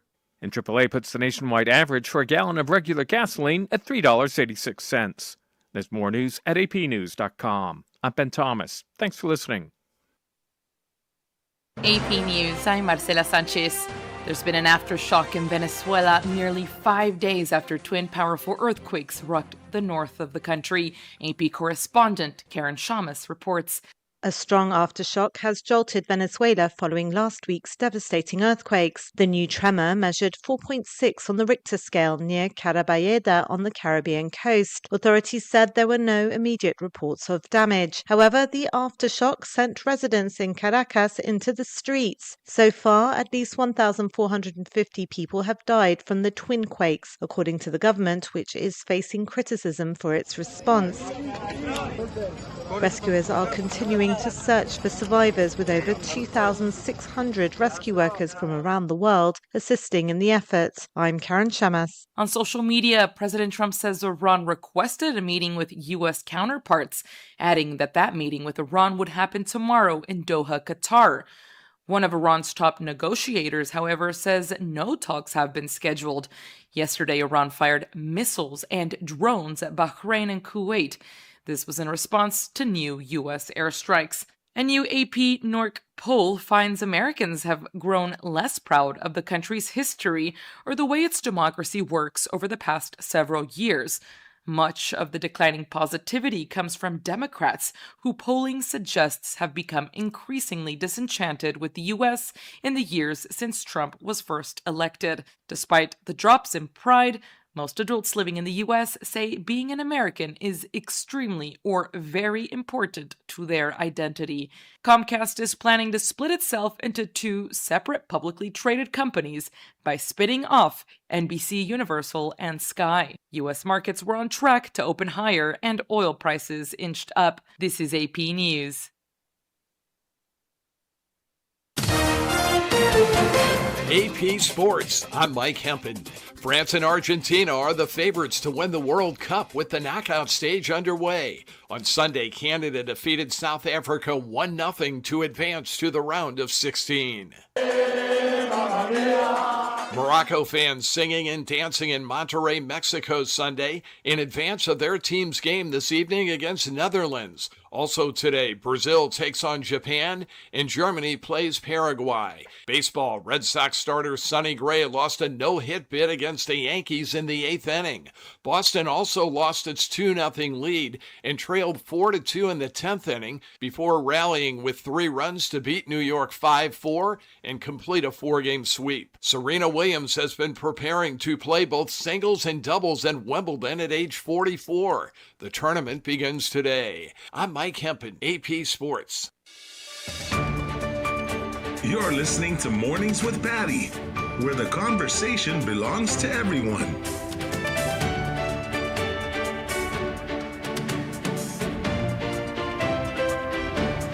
Half a day, Guam. This is Paul Stanko with your National Weather Service. There could be slight increases in showers Wednesday night and Thursday night. Generally just isolated showers. East winds 5 to 10 miles per hour will gradually turn northeast, then north through Saturday. Seas will be 3 to 4 feet through Saturday, with a moderate risk of rip currents along east-facing reefs. The fire danger will be low through Thursday, then could become moderate Friday. Starting Sunday, all eyes will turn toward Invest Area 95W, currently in the Marshall Islands. The latest weather information is always available on www.weather.gov/GUM. Eat fresh in just a few clicks. Order online at SubwayPacific.com for pickup or delivery. Online ordering at SubwayPacific.com is powered by Good to Go. We deliver. At Subway, you gotta refresh to be fresh. Hungry and need gas? Mobile's got you covered. Now through July 31st, Mobile Smiles app members can enjoy a free 6-inch Subway sandwich with every minimum fill-up of $30 gas at any Guam mobile station. Available exclusively on the mobile app. It's an easy summer win. Fuel up, open the app, and enjoy the rewards. Not a member yet? Pick up a Mobile Smiles card at any mobile location and register today. Mobile and Subway, a great deal for the summer. See store for details. Young or old, black or white, or anything in between. From employees to entrepreneurs, doctors to detectives, some things define us and set us apart, but there's one thing that binds us. Before anything, we are one thing. Born to be Americans, proud to be Americans. Our United States are our united fates. Know your Constitution. Unity. It's an American thing. From AmericanThing.org.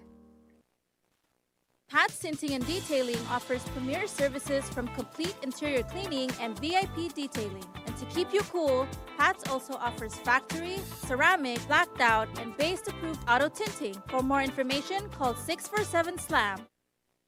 When a warrior faces adversity, he fights through it. He finds a way. Freedom isn't free. Rolling strong. Belief.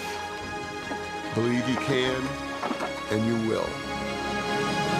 Wheelchairs for Warriors provides mobility solutions to veterans and first responders injured in the line of duty. Join the mission and visit wheelchairsforwarriors.org. The road to Adelup is here, and this time we spoke with Democrat candidates. Senator Toriz Lahi, and Senator Sabina Perez. Here is your opportunity to hear how they plan to govern Guam. Watch the conversation on Wave 105's YouTube channel, dated May 28th. This is a glimpse of Guam radio station. The views and opinions expressed on this program are those of the show hosts, guests, and callers, and do not necessarily reflect the views of the staff or management of Wave 105.1 FM, Glimpses Media, or our partners. We strive to provide quality, respectful, and engaging content, and we welcome you to participate in the conversation. Thank you for tuning in to Wave 105.1 FM. Enjoy the show. Celebrating America's 250th birthday.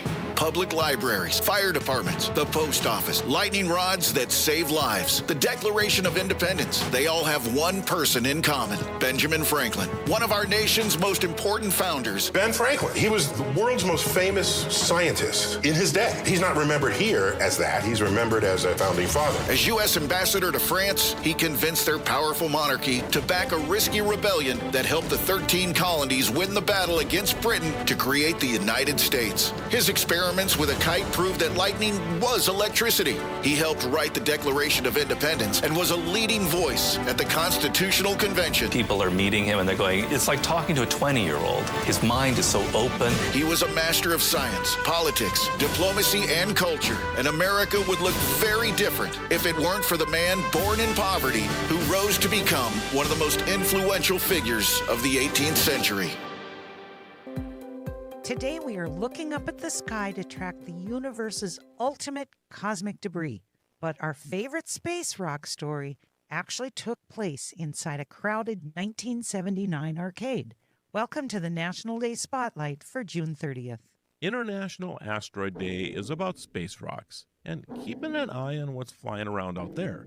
But some of the most famous asteroids in history weren't in space at all. They were in arcades. In 1979, Atari released Asteroids, and it was a monster hit. Those sharp, glowing rocks drifting across the screen looked futuristic compared to a lot of the blocky games of the time, and players couldn't stop feeding it quarters. The game became so popular that arcade owners started running into a very real problem. The coin boxes were filling up too fast. Some machines got so packed with quarters that the doors would jam. Oh. That's when you know you've made a successful video game, when the machine is literally too full of money to function. So on International Asteroid Day, we remember the space rocks above us and the little glowing ones that once nearly broke the arcade business one quarter at a time. What a good problem to have. I was one of those people. I know you were. Oh my goodness. We are also celebrating National Social Media Day and National Meteor Watch Day. I'm Alice Anderson. And I'm Marlo Anderson with National Day Calendar, reminding you to celebrate every day. If you're looking for world-class website hosting at a fair price, Pair Networks is your best choice. Whether you're a professional web designer or a beginner just getting your site online, Pair Networks has a web hosting plan that's right for you. Log on and learn more at pair.com. That's PAIR.com. Pair Networks, world-class web hosting at a fair price. Visit us at pair.com. Pair Networks. Registering a domain name on the web? You should know about Pairnick. Pairnick offers .com names at a great price with quality service you expect. Because Pairnick is powered by internet leader Pair Networks. Whether you need a domain name for business or personal use, Pairnick is your best choice. Remember Pairnick when you need a domain name. That's PAIRNIC.com. Pairnick. The road to Adelup is off and running. This time, we sit down with Republican candidate Speaker Frank Blass and Dr. Mary Okada. Catch the full conversation that took place on May 7th on the Wave 105's YouTube channel. Stay informed and hear their vision for Guam's future. Wave 105 is a glimpse of Guam radio station. Your island, your conversations, your station, Wave 105.1 FM, Glimpses Media. 105.1 The Wave is the talk of Guam. Keep the day moving right here on Mornings with Patti.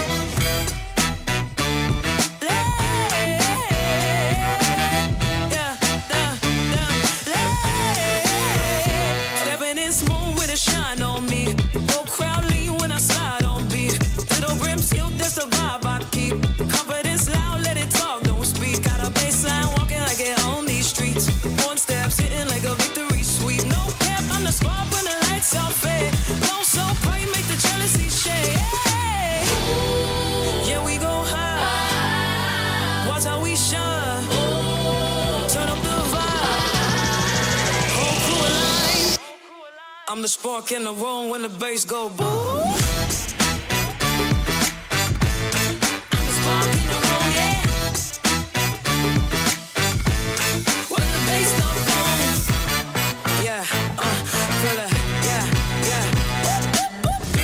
Energy, that's my lane. Drip so clean, let it talk my name. Got a groove so slick, make the doubts all drain. Can't dim what's built, got some permanent flame. Hands up, feel the pulse when the kick drum hits. The type of flex that'll cut through. You can go on to Power 98 and on TikTok and watch Ed Suarez eat live, I'm pretty sure. His appreciation for the good-to-go delivery that we just received from Eggs and Things. Actually, Dice treated for breakfast this morning.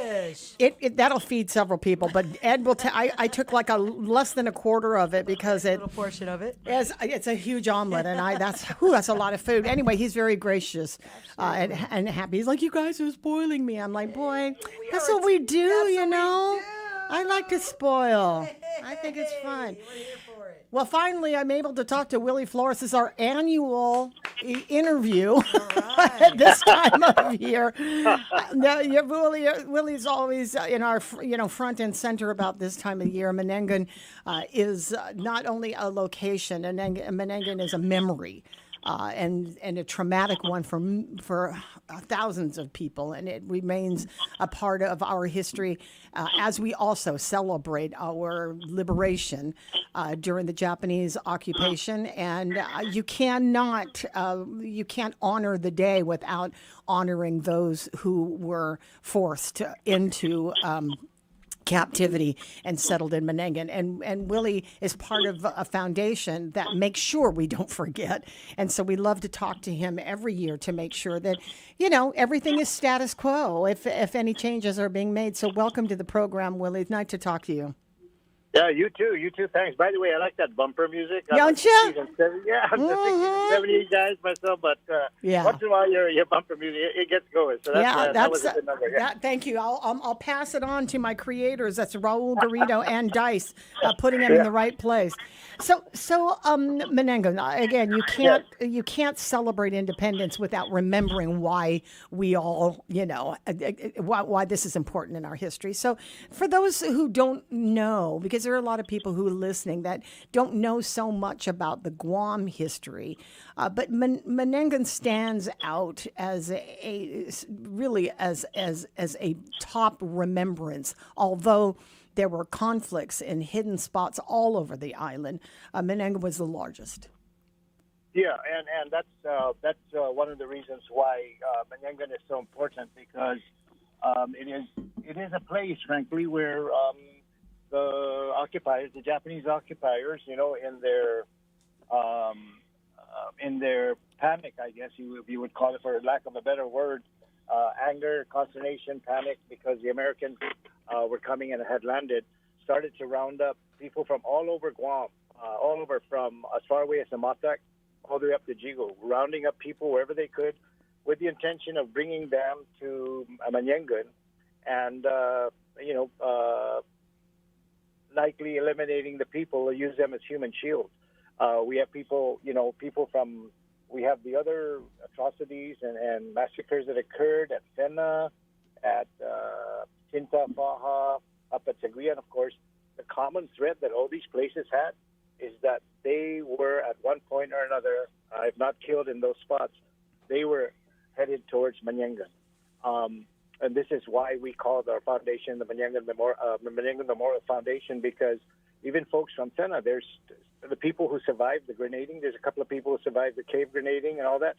They escaped and made their way to Menengan because they thought that was where they could find, that's where they knew the people were going. And so they were looking for that. It's just some really terrible things that happened. But really out of that, Patti, you know this because your parents and grandparents survived that. Out of that mess, out of that terrible time, our folks, our parents, our grandparents, our great-grandparents stood up and stood this island up after such a great disaster. And that's why it's important. People got to remember we're looking at this storm right now that's coming. We're keeping an eye on it to see if it's going to affect our Sunday memorial. But if the rain comes and we can't have the memorial, I'd like people to remember that our folks our ancestors marched through mud, marched through hilly terrain, marched, many were killed alongside you, the stories and experiences, but they marched through that kind of stuff because they needed to survive. They needed to survive. And so every year we say Hasu Manyangan, remember Manyangan, because Manyangan is where, frankly, the Chamorro race could have been annihilated. And we're just thankful with the grace of God that our people were able to survive. And so we will never stop commemorating that. And I'm wondering, I went to the mass for survivors on Sunday at the Gannett Cathedral Basilica, and I was saying at that point, I said, there you can see the decline of the numbers of survivors that are attending these events, and it's largely, mobility issues for sure. They are getting on in age, and so the logistics of having that many people in the church just, they weren't showing up necessarily for that for whatever reason, and I think it was Mayor Jesse Alec who said, a lot of that's very true that the numbers are declining, but there is really always a strong show at the Manyangan Memorial. That event really draws families of those who have fallen and survivors. Yeah, and I've even had a couple of. So yesterday I talked to. I won't use her name on the air because I don't have permission to use her name. But she's a Manyangan survivor, and she was a young lady at the time, and she has attended every ceremony we've had since we began this in 2004. And she told me, she said, "I hope to see you folks at Manyangan, and if I don't, then just forgive me." And our response was, "Forgive. There's nothing to forgive. We forgive you for not doing this well enough for you, And so that's where we're at. It is true the numbers are surviving, but we always joke with the ones that are very, very active that we always joke that we will keep this going. We will keep this going forever. But the Christmas parties that we throw for them, I got to explain that to you later if you have time. But the Christmas parties that we throw to them, we'll keep going. Even if there's only one left, we'll keep throwing that party. So I can explain that to you later. But okay. Yeah. I mean, you usually have some sort of event, right, during Christmas. Is that what you're talking about? Yeah, it's called Christmas is Not Forgotten. Yeah. So this happened. This started happening several years ago. We said, okay, we're starting the memorials. We haven't finished them. We've got a lot of work to do left on these memorials. But what is the one thing that you recall about? You recall about those years? What is the one thing that stands out in your mind other than the atrocities and what happened to the families and your friends? And they said the one thing that stood out is we couldn't, have our novenas, we couldn't have Christmas, we couldn't have weddings, we couldn't have birthdays. So we came up with the idea of Christmas is Not Forgotten. And we were supposed to have only 3 Christmases Not Forgotten parties to make up for the years, right, the war years. And then after the third one, they said, let's have another one. So we had a 4th one. And now they're saying, you know what, let's have another party.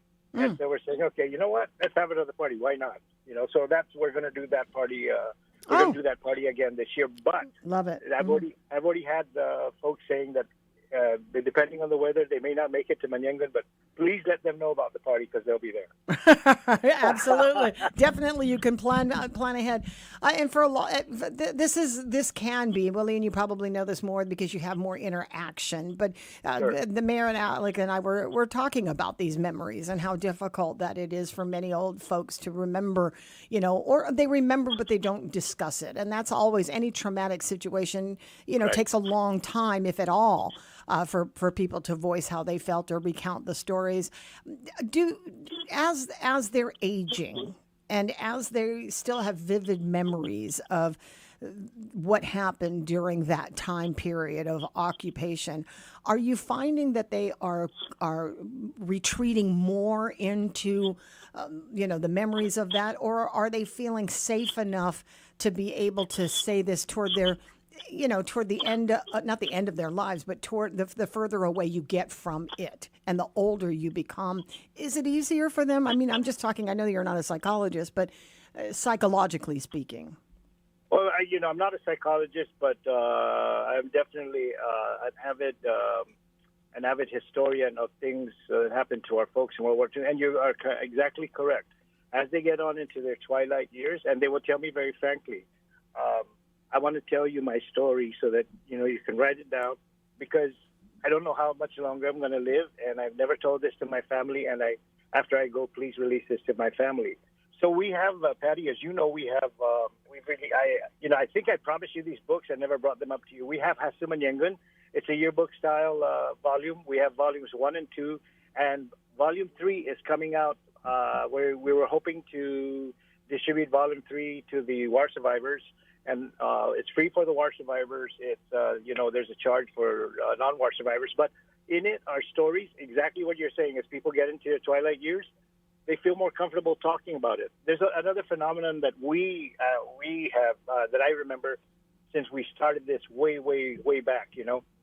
Is that they may not have felt or feel very comfortable talking to their family about it, especially if someone in their family was horribly abused or killed, right? Or they may not.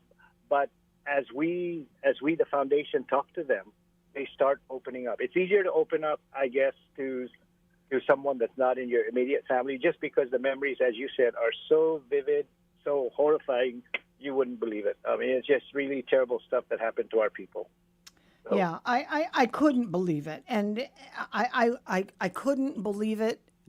We lived. I'm a couple of generations, or a generation away from the youngest of those survivors. I am currently raising my children, of course, and my grandchild, who's 17, who doesn't live in Guam, and he's here for the summer.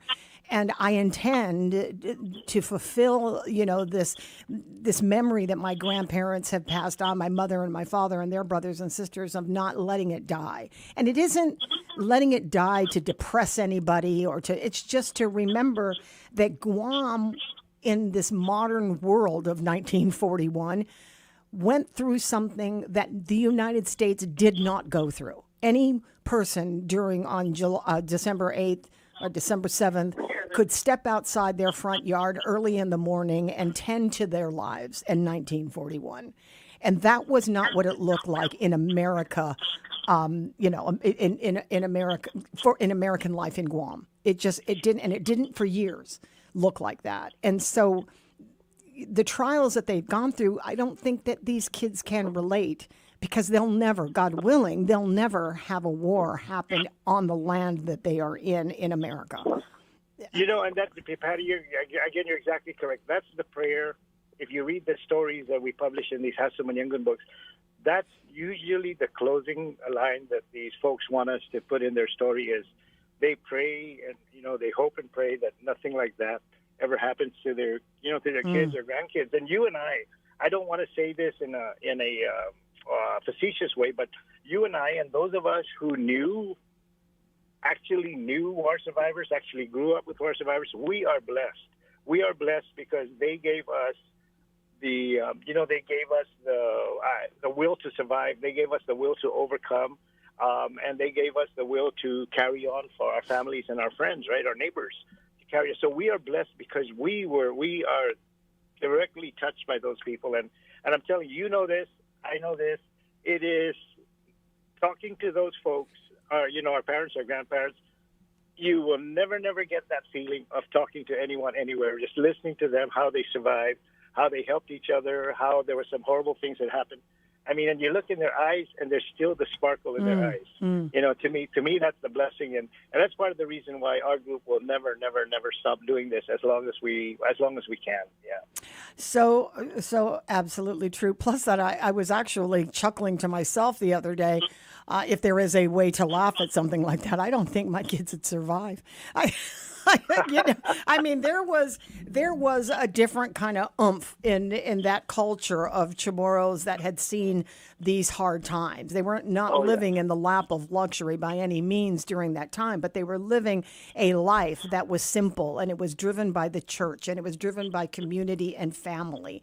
And so, pulling together resources and sustaining their livelihoods with what they had was the most pleasurable time pre-war that they could imagine. And so, I remember even just my grandfather as I was a teenager growing up, my grandfather hung Tanala and Kootenai in a screened box out in the backyard, right? Now you can walk and get Tanala and Kootenai at Shell gas station. I mean, it's so much different. That's why I laugh. I laugh not at our ancestors, but I laugh at the folks today when the power goes out and they freak out. I'm Oh going, my God! Really? Honestly, it's the end of the world when you don't have that one. But for those of us who witnessed what that kind of being self-reliant and being relying on what was within square miles of you is a way of life. That is long gone for us, and there's modernization has overtaken all of us, and so I was laughing. I was like, I wouldn't even be able to handle walking. You guys couldn't walk I couldn't either. I mean, trust me, I'm spoiled by the things that my parents gave us, like regular electricity.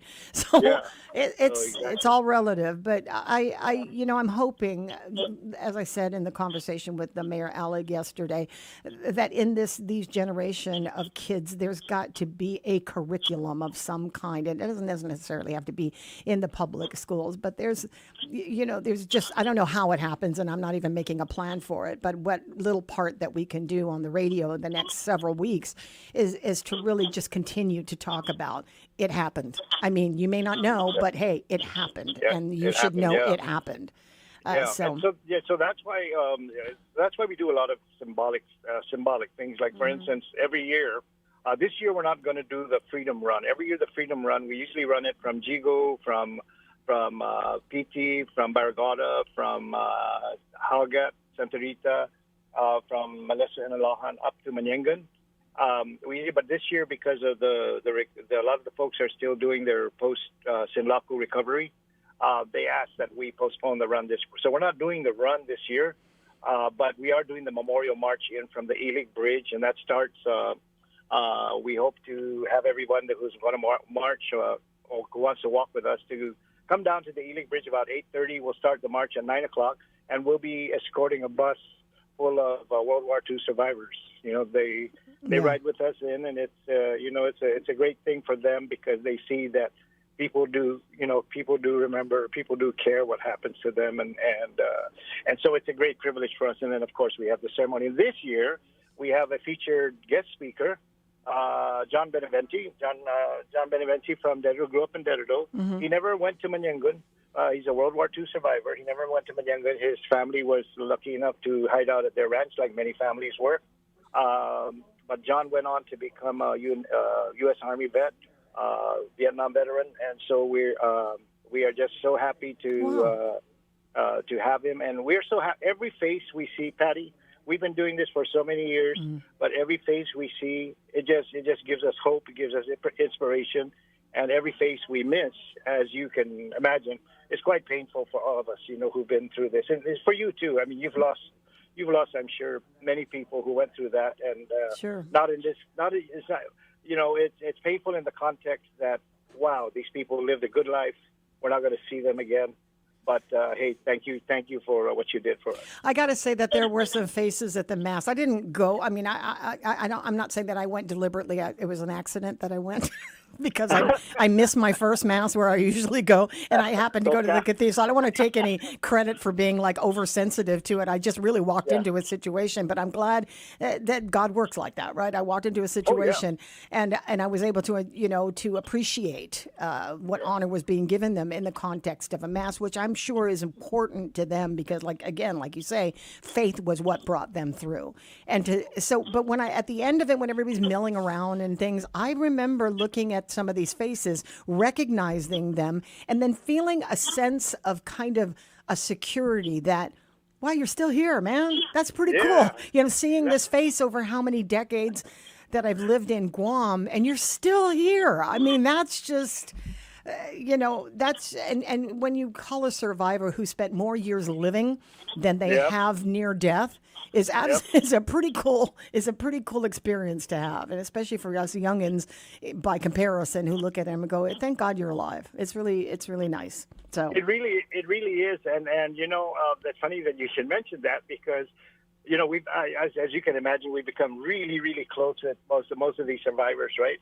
Mm-hmm. And it's so funny when they get together because they'll say, "Hey, you're still here." Hey, I thought you weren't.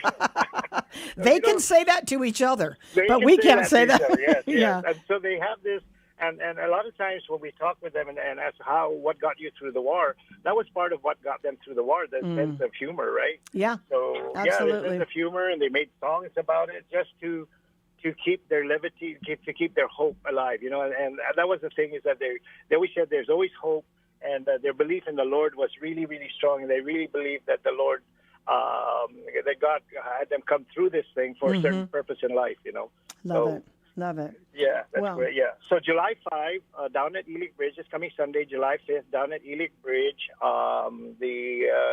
Let the typhoon or the storm is really bad. Yeah. We'll announce by Friday morning if we need to cancel, which I'm hoping and praying that Well, we let don't. me know. I won't be here on Friday morning. Shucks, we'll be off the air on that day because it's we're celebrating Independence Day at our company. But if maybe Thursday we'll talk again, and if we're still in a holding pattern, then we'll we'll discuss it. But about this time on Thursday, do you mind, Willie? Oh, yeah, sure. Okay, sure, cool. Sure. No problem. Wonderful. No problem. Always good to talk to you, my friend. Thank you for all of the work that you do just to lend to the continuing survival of those who endured such atrocities and live to talk about it. Appreciate it. Well, we have a lot of people that work with us. We have a lot of sponsors. The people that work with us, they're behind the scenes, but they're prominent people in the community, and some of them we work together, but they're behind the scenes and they're willing to put the old people forward. In lieu of at this time and these occasions. So I appreciate you getting the word out. Always. Really Always. Yeah. We can anything we could do. Take good care, Willie. All right. I actually should address him as the former Senator Willie Flores. Love him. Yeah, great guy. Absolutely appreciate that time. It's 9:39. I'm going to jump on over to the phone where Ina Lee is on the line with us. Hey, Ina. Good morning. How are you? Good morning, sister. Long time no talk. Every time I talk to you, we're always at an event and we're just sniffing on each other for about good 5 minutes. It's always good to run into you. Thank you. You've sent us a notice about, I cannot believe it's the 29th anniversary of the Korean airline crash that occurred. Was it 1997? Yes, it's 1997. Yeah. I want to, first of all, if people don't know, there was a major aviation accident that took place on Nimitz Hill on August 6, 1997. Very early in the morning, it was a Korean Air Flight 801 attempting to land at the Guam International Airport and crashed straight into into that valley. And it was an upsetting for all of Guam. Because we have such a large Korean community, people who have lived there like you for many, many years, and we've gone to school with, or we've worked with, and it was such a huge tragedy for our Korean neighbors here in Guam that we all can't forget that day. And so Ina, of course, being one of these folks, your personal story, Ina, about that crash? Yes. How can we forget? I know it's 29 years past, but I was a Korean Air Assistant Manager, passenger service at the airport, waiting for the flight, but unfortunately my youngest brother was on board. So it's a tragedy, but everybody knows that I'm one of the victim-free family. And as you know, we weren't able to cover our brother's body, so we like to go to the monument area to do our service, and other families that are living on island to get together to give some memorial services. And I'm really thankful of Governor Liu and Lieutenant Governor supporting DPW to do the water blasting, the monument area. Because it's under control of FAA and Navy security, we cannot go in as we want to, and we cannot go respect when there's a special, All Souls Day or birthday or Korean New Year or Korean Thanksgiving. But that area is very secure, and there's no water. And DPW Waterworks comes over and water blasts every year before the anniversary comes for the memorial services. I like to shout out and respectful and their support. And over 21 years, we've been servicing only our families. But after I asked respectfully to the governor if we can do a memorial service, and she agreed and she supported us, so we were able to gather together with our senators and open to all the public who wants to do the prayers with us for August 6th. So it's very humongous, big event for the memorial services. So I'd like to shout out to everybody, whoever never ever been to the Limit Hill for their site. They're more than welcome. We're open to the public. And it's August 6th at 10 a.m., Limit Hill. But we have lots of volunteers who wants to support, cut the grasses there because it's jungle. Whole year is jungle. So we have to start cleaning maybe like 10 days before. So I like to do appreciation, thankful to the Tamading Mayor giving us a canopy and the chairs and table. And Jesse, Alec, Mayor also support to give us some helps of a tent and canopy also. I like to thankful for their support and their love. Yeah, this this was it was really one of the only deadly air crash that we had of that magnitude. I think that if my memory serves me well, there were about 250 people on board that plane that day. Yes, 253 and 221 passed away, and the rest of them were survived. Yeah. So what? Yeah. So someone a little more than 20 people continued to live. There were those who survived the initial impact and either died en route to the hospital or died at the actual hospital, and then I think some of those actually died several weeks later as a result of these injuries. But it was one of our first really major experiences with disaster response. Yes. With disaster response, and it was a coordinated effort by both the government of Guam and the military, because this took place on military property. So access to that area at 1 o'clock or 2 o'clock, by this time after 2 o'clock in the morning, was horrendous. I've told this story before, and I won't tell the whole story, but me and my on-the-go driver, his name is Jefferson Cronin, were the first media on the scene. There were plenty. When we pulled up there were sprinklings of Koreans that were awaiting that plane and ran to the site, and all you could see at the top of Nimitz Hill over the guardrail was the tail of the plane jutted, and there was smoke and fire. And then we tried to get closer, but it was military property, and we were the only ones who had gone in to the military housing sentry, and he wouldn't let us go any further. So Jefferson and I ended up pulling off to the side of the road and literally hiking all the way through those boonies to get to as close as we could to that site. But at the time we went in, nobody was there. There was no other media but the two of us. And then when we emerged, you couldn't get past that area because everybody on Guam was running to that scene. And it was so sad because it's just that you could see the tail with the KAL wing, the tail of the aircraft just jutted out. It was so prominent you couldn't miss it, and it was absolutely frightening at the time. But emergency response was, I think saved.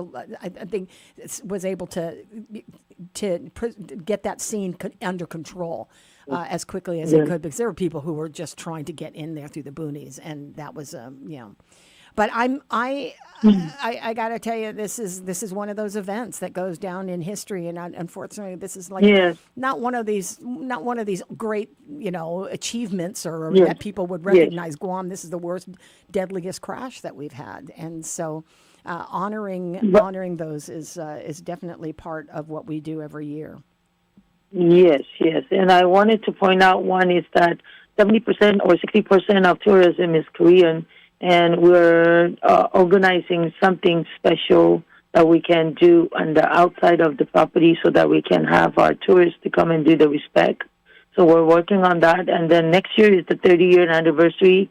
So all the victims' family parents are mostly passed away, but 6 of them are still contacting me. They're over 90 years old, but they cannot fly because of their age and their medical condition. But they wanted to see.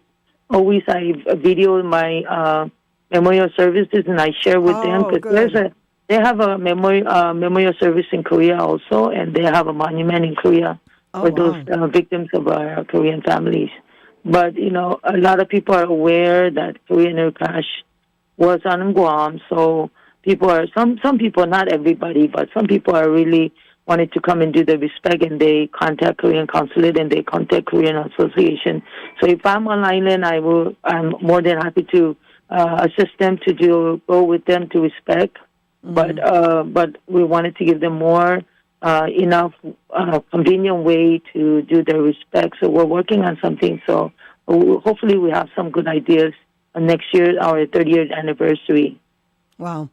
We appreciate that.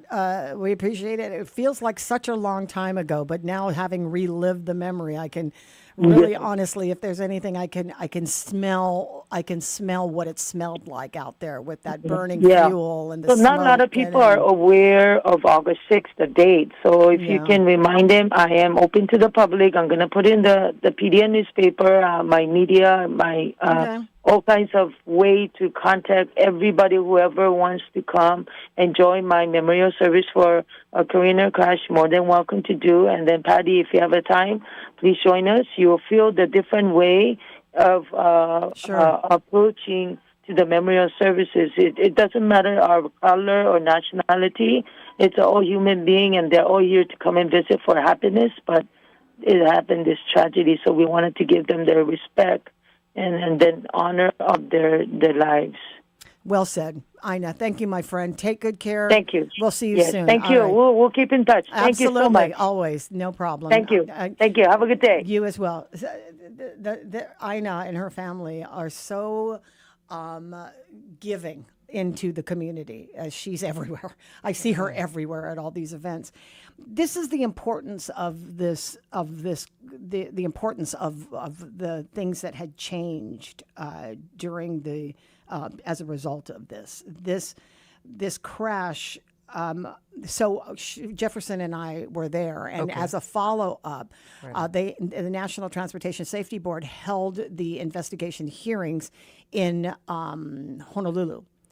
And so I was sent there to sort of, listen for, get the coverage, get the coverage of the investigation. It was the conference. I think it was at the big center there, Civic Center or whatever they call it, convention center, and it was full. The ballroom, one of the main rooms was full of people, and was done by the NTSB, but there was some all English speaking, but representatives from families as well as the airline and their transportation entity in Korea were all there. So the place and some, a couple of times we had to break into, translation, but the gist of it was listening to the black box.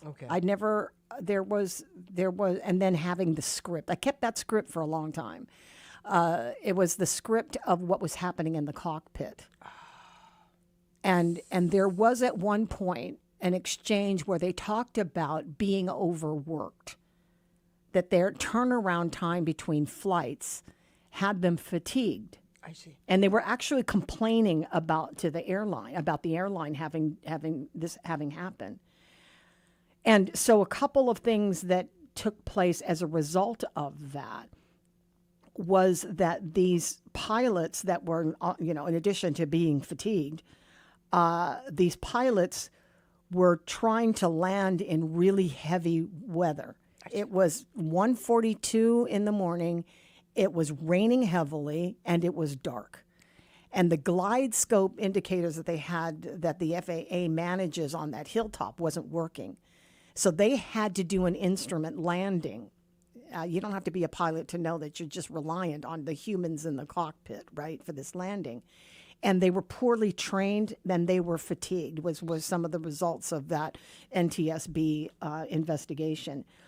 So as all of this was taking place, and we all see the tragedy and some of the things that didn't happen, the shortcomings of this, it led to broader, more education, training, and resolution for all airlines. Right. And especially Korean Airlines, they had to change their policies about the turnaround time for pilots in between their flights. But it also led on a broader term that there's got to be more time for this equipment that they should be trained in thoroughly, more time for them to react when there's an emergency, which can be anywhere between 30 to 60 seconds to actually respond rather than not knowing at the last minute. And I think what came out of it, I think part of the cockpit changes was I was reading somewhere, let me find the article that I was reading about it. The Enhanced Ground Proximity Warning System uses GPS and a digital terrain database to know where the mountains and the hills are before that plane actually gets to the vicinity.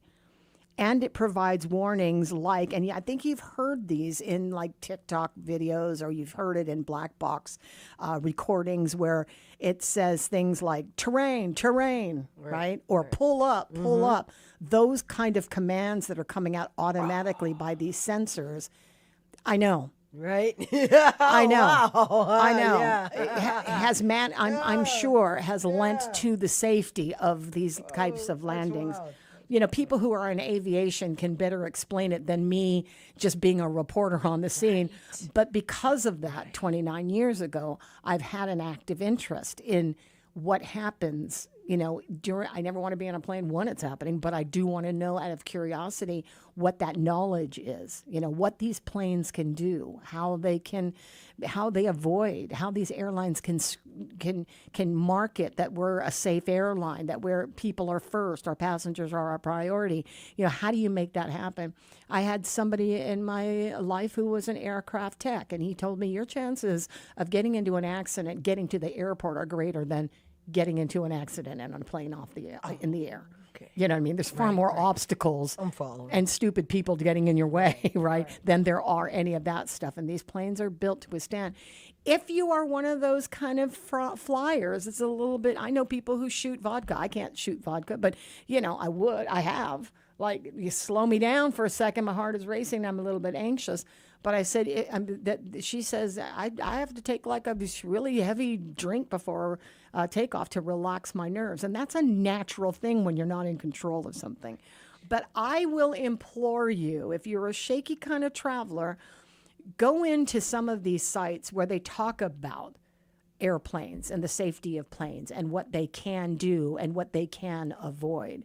And when the plane is kind of shaking violently, you hit some turbulence, you'll understand just how strong these planes are to withstand not falling out of the sky. It's not going to fall out of the sky. It might drop, and there have been situations where they drop rapidly, and then they bounce back up and people are injured, but they're not falling out of the sky. And so these videos help. Oh, happy traveling. I know. I was like, wow, okay. Well, 20 years later. 29 years later. 29 years later. That's a something. That's a something. That was an incredible story. That was one of those stories that happened on Guam that never stopped for about a year. It quickly dropped to, the bottom of the newscast after a while, but it was still had a prominent space in newscasts all over Guam for sure. But it was a thing, and everybody around the world, I'm here to say because I know this, everybody around the world, all these media outlets from around the planet were calling and looking for the story. And Guam was, front and center in that, and it was really something. We're coming up on about 3.5 minutes before the top of the hour, and Verna is working her way in. Oh, she's on. That's right. You guys are out, so you have plenty of time, Verna. Good morning. Yeah, I've had plenty of time listening. People are like, "How come you haven't called?" I'm like, It's summer. Yeah. There's that. I am getting on a plane tonight. And you know what my go-to is? What? Is the rosary. You know what I mean? As soon as I get on the plane, I'm praying for everybody. I'm praying for the pilot. I'm praying for less turbulence. You know what I mean? That's my go-to because I don't drink. Me too. My go-to is actually from the time you settle in and they close the airplane doors, and after they give the instructions on where your life raft is, as you're taxiing, I have an app on my phone. It's the 15-minute rosary. I do. I swear I do the 15. I put my clamp on my headphones and I do a 15-minute rosary, and it usually is a taxi time and actually getting in the air that it takes to do the 15-minute. There you go. Before we watch and listen to junk, let's pray to God. Yeah. You know what I mean? Yeah. Just going to the PI for a girls' trip, a last-minute trip that I didn't plan on. Really? But I'm here for it, girl. I've got an awesome husband. It was his suggestion for me to piggyback on my sister-in-law and my goddaughter going to the PI for a skip thing. Girl, what are you going to do? So, girl. What are you going to do there?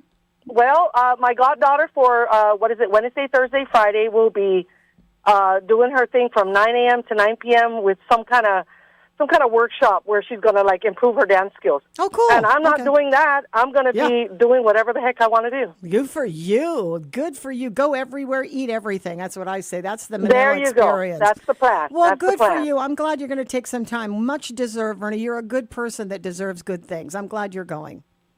Thank you. And I have a good husband, so thank you to my husband. It was literally his suggestion. So it's like a girls' trip. Albert gets too much credit. This is on you, babe. Just joking, Albert. Just joking. All right. Hey, listen. You have a good trip. Thank you. All right. Take care. Everybody stay safe. Bye. All right. We will. Absolutely. Everyone's on vacation. Here I am talking about plane crashes, and she's like, hey, I'm leaving to Manila, but doesn't even fret. Wasn't even scared. She's like, I got my rosary beads. I'm in good shape. We are in great shape. We are in great shape. So today is Tuesday, and I'm thinking cop talk. I'm feeling there's a cop talk. Cop talk. Not today. They're still on break. They're still. Oh, that's right. Yes. Okay, they're on break. They got some conferences and some graduations. And of course. Thing, summer is more busy sometimes than the regular months of the year. They're solving crimes out there. They will be having a state funeral on Thursday at 9 a.m. at the Guam legislature. They were called into session first once to deal with the budget bill, but they're going into session on Thursday. Was a resolution by Senator Tina Muñoz Barnes. This is to honor Stephen Ignacio. So that's going to be taking place this week. And then I'm sure, I don't know what the plans are because I hadn't been around to be paying attention about the sort of private or personal burial arrangements that have been made by the family. We'll be looking forward to seeing that. But the state funeral will definitely happen on Thursday at 9 o'clock. So then, since we are not doing Cop Talk, we'll enjoy our national programming and catch up on 2 o'clock with Paulie Suba doing his thing. And of course, you can walk across the street where Dice is so fun in the afternoon. You listen to her. I mean, switch back and forth. Yeah. Listen, switch back and forth. With it. There might be a song on the radio. You're like, nope. Come right back here. I don't mind that one. Hey, it's the energy is there on both these radio stations, and we hope you'll join us in the afternoon from 2 until 6 on both The Wave and Power 98. We are Mornings with Patti. I'm Patti. I'm Dice. 10 o'clock, KGUM-FM in Dedido, Guam. Have a good Tuesday, everybody. We'll see you back here tomorrow. Thanks, Dice. Hey, Thank you for breakfast, babe. Hey, absolutely.